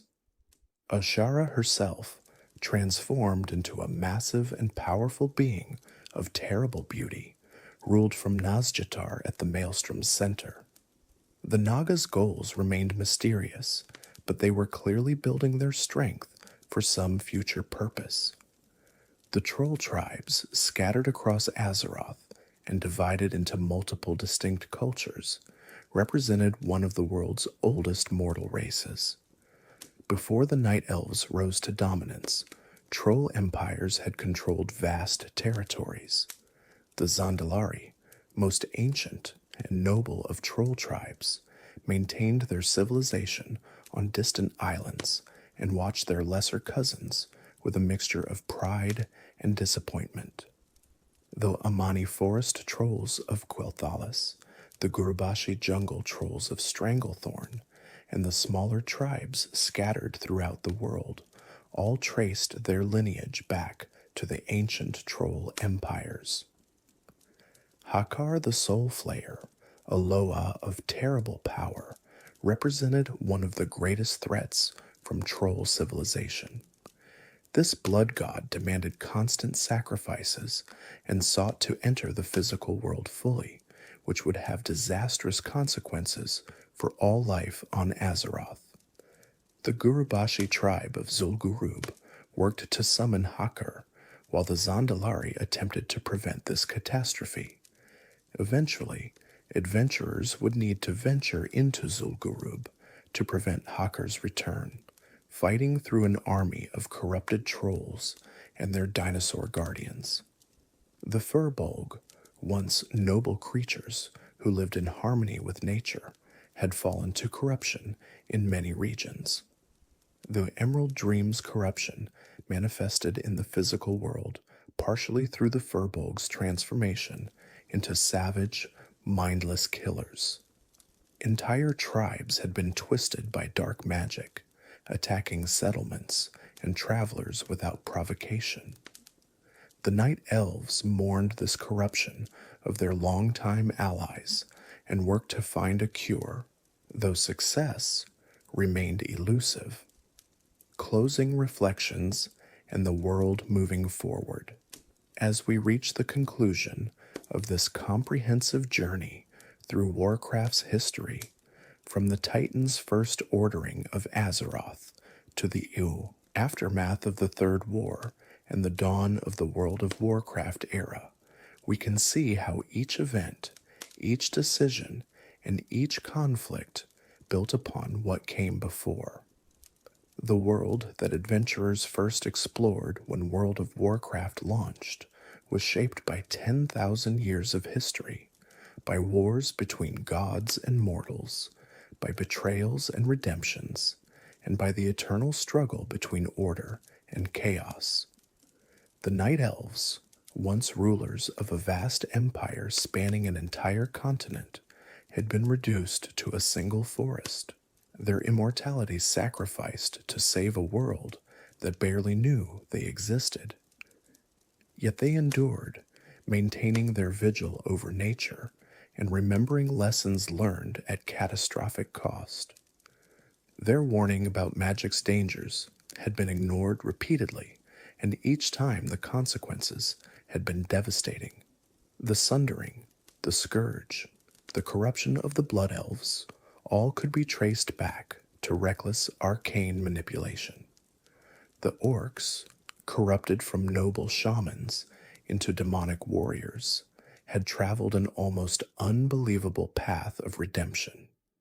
From the blood-mad killers who destroyed Stormwind to the honorable spiritual people led by Thrall, they had proven that even the deepest corruption could be overcome through determination and sacrifice. Grom Hellscream's final act of destroying Manaroth symbolized not just the breaking of one curse, but the possibility of redemption for all peoples who had lost their way. Humanity, having risen from primitive tribes to great kingdoms, had suffered catastrophic losses but proved resilient. Lord Aeron's fall represented one of the greatest tragedies in their history, yet the survivors had founded new kingdoms and maintained hope for eventual restoration. Stormwind stood as a beacon of human civilization, while Theramore represented hope for a future where ancient enemies might become allies. The humans' capacity for both great good and terrible evil had been demonstrated repeatedly throughout their history. The Forsaken represented perhaps the most tragic faction of all. These were not willing servants of evil, but victims who had retained their consciousness after death. Sylvanas and her people sought only to exist, to have a place in the world despite their cursed state. Yet their methods and their association with plague and death magic made them feared and hated by most living people. Their inclusion in the Horde spoke to Thrall's compassion, but also created tensions that would persist for years. The Blood Elves' fall from grace marked another tragedy. From the proud high elves of Quel'Thalas to magic-addicted survivors of genocide, they had lost nearly everything that defined them. Their desperate search for magical sustenance and their willingness to ally with questionable figures like Illidan spoke to how far they had fallen. Yet they too sought redemption and a way to restore their people's glory. The dwarves, awakened earthen, who had forged their own identity separate from their titan creators, continued their quest to understand their origins. Their civil war had split them into 3 clans that would never fully reunite, yet each clan developed its own culture and strengths. The Bronzebeard's dedication to exploration and archaeology, the Wildhammer's connection to nature and griffins, and even the Dark Iron's mastery of fire and shadow magic all represented different aspects of dwarven potential. The gnomes, despite their devastating losses at Gnomeregan, maintained their characteristic optimism and ingenuity. Their determination to eventually reclaim their city and their continued advancement of technology showed that even the darkest tragedy could not break their spirit. The gnomes represented the triumph of intelligence and creativity over adversity. The Tauren, perhaps the most purely noble race on Azeroth, had finally found peace after centuries of wandering. Thunderbluff stood as a testament to what could be achieved when a people dedicated themselves to living in harmony with nature and each other. Cairn Bloodhoof's wisdom and the Tauren's shamanistic traditions provided crucial balance to the Horde's more aggressive elements. The Trolls, scattered and diminished from their ancient empires, struggled to find their place in a world that had passed them by. Yet tribes like the Darkspear showed that trolls could adapt and thrive if given the opportunity. Vol'jin's friendship with Thrall represented hope that the trolls might one day reclaim some measure of their former glory. The dragons, ancient and powerful though they were, had been humbled by their experiences. Deathwing's betrayal had taught them that even the Titans' greatest champions could fall to corruption.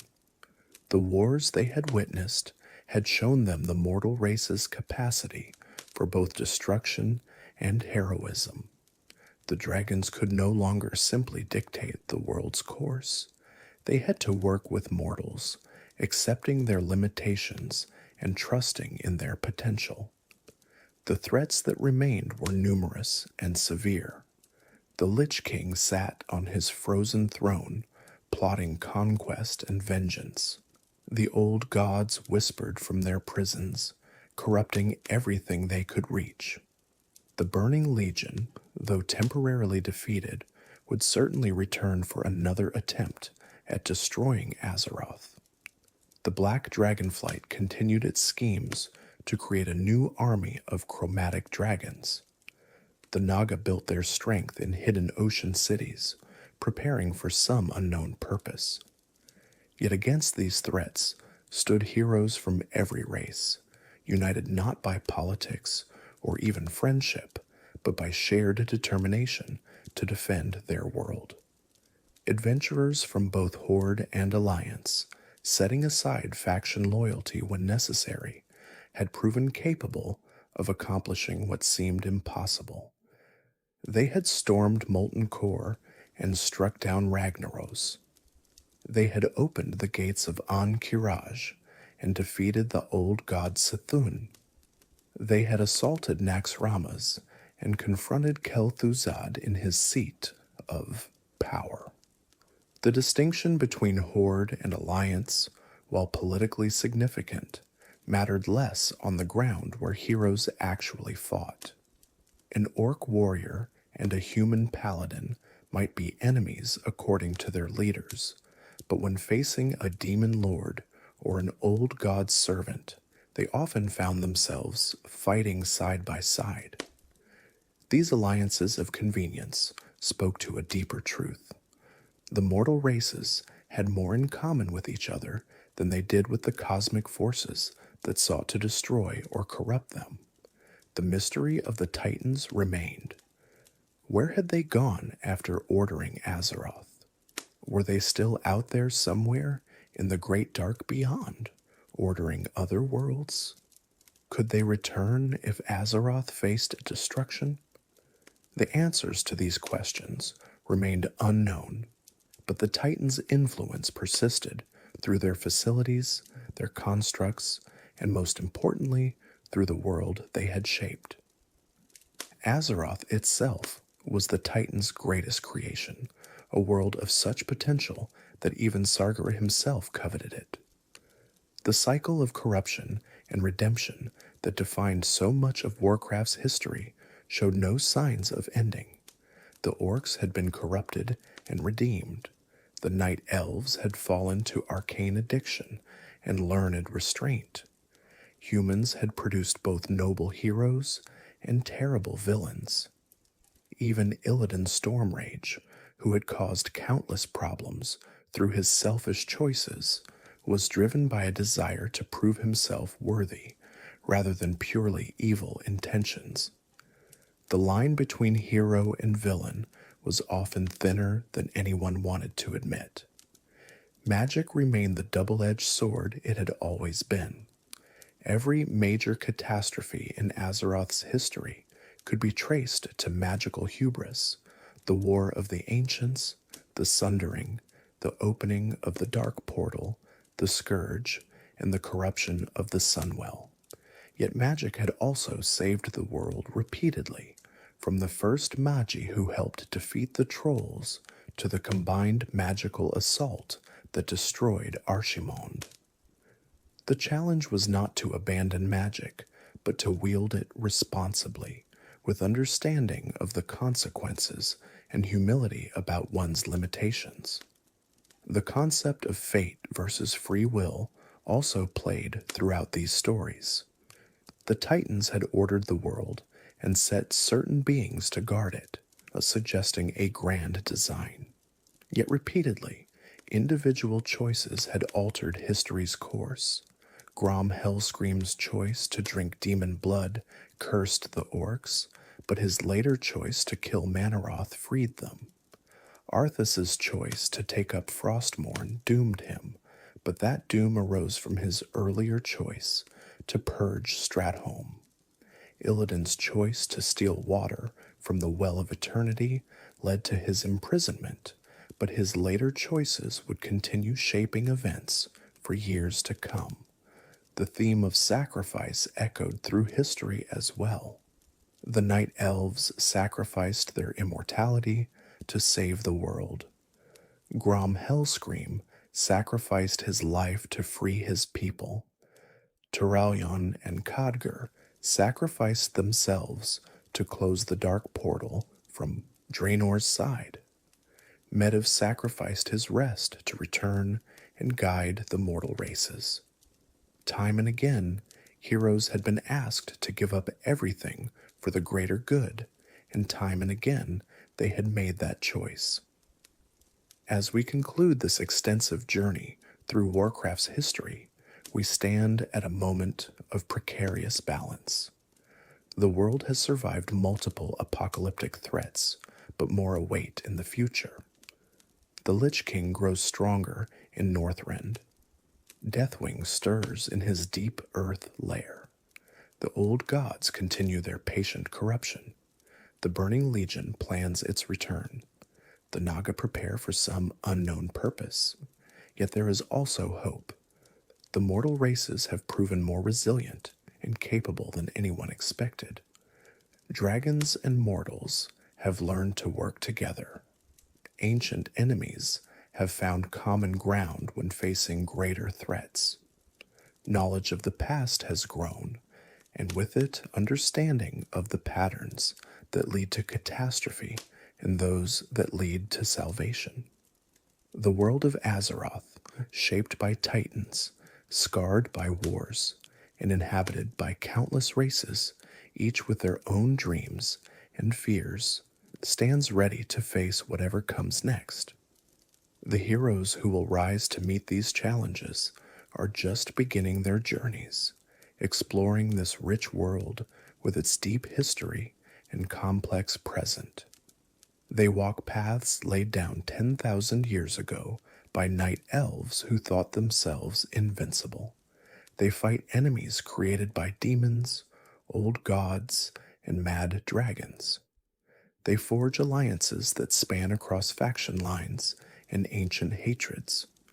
This is the world of Warcraft, a world where every mountain holds secrets, every forest contains dangers, every city tells a story of triumph or tragedy.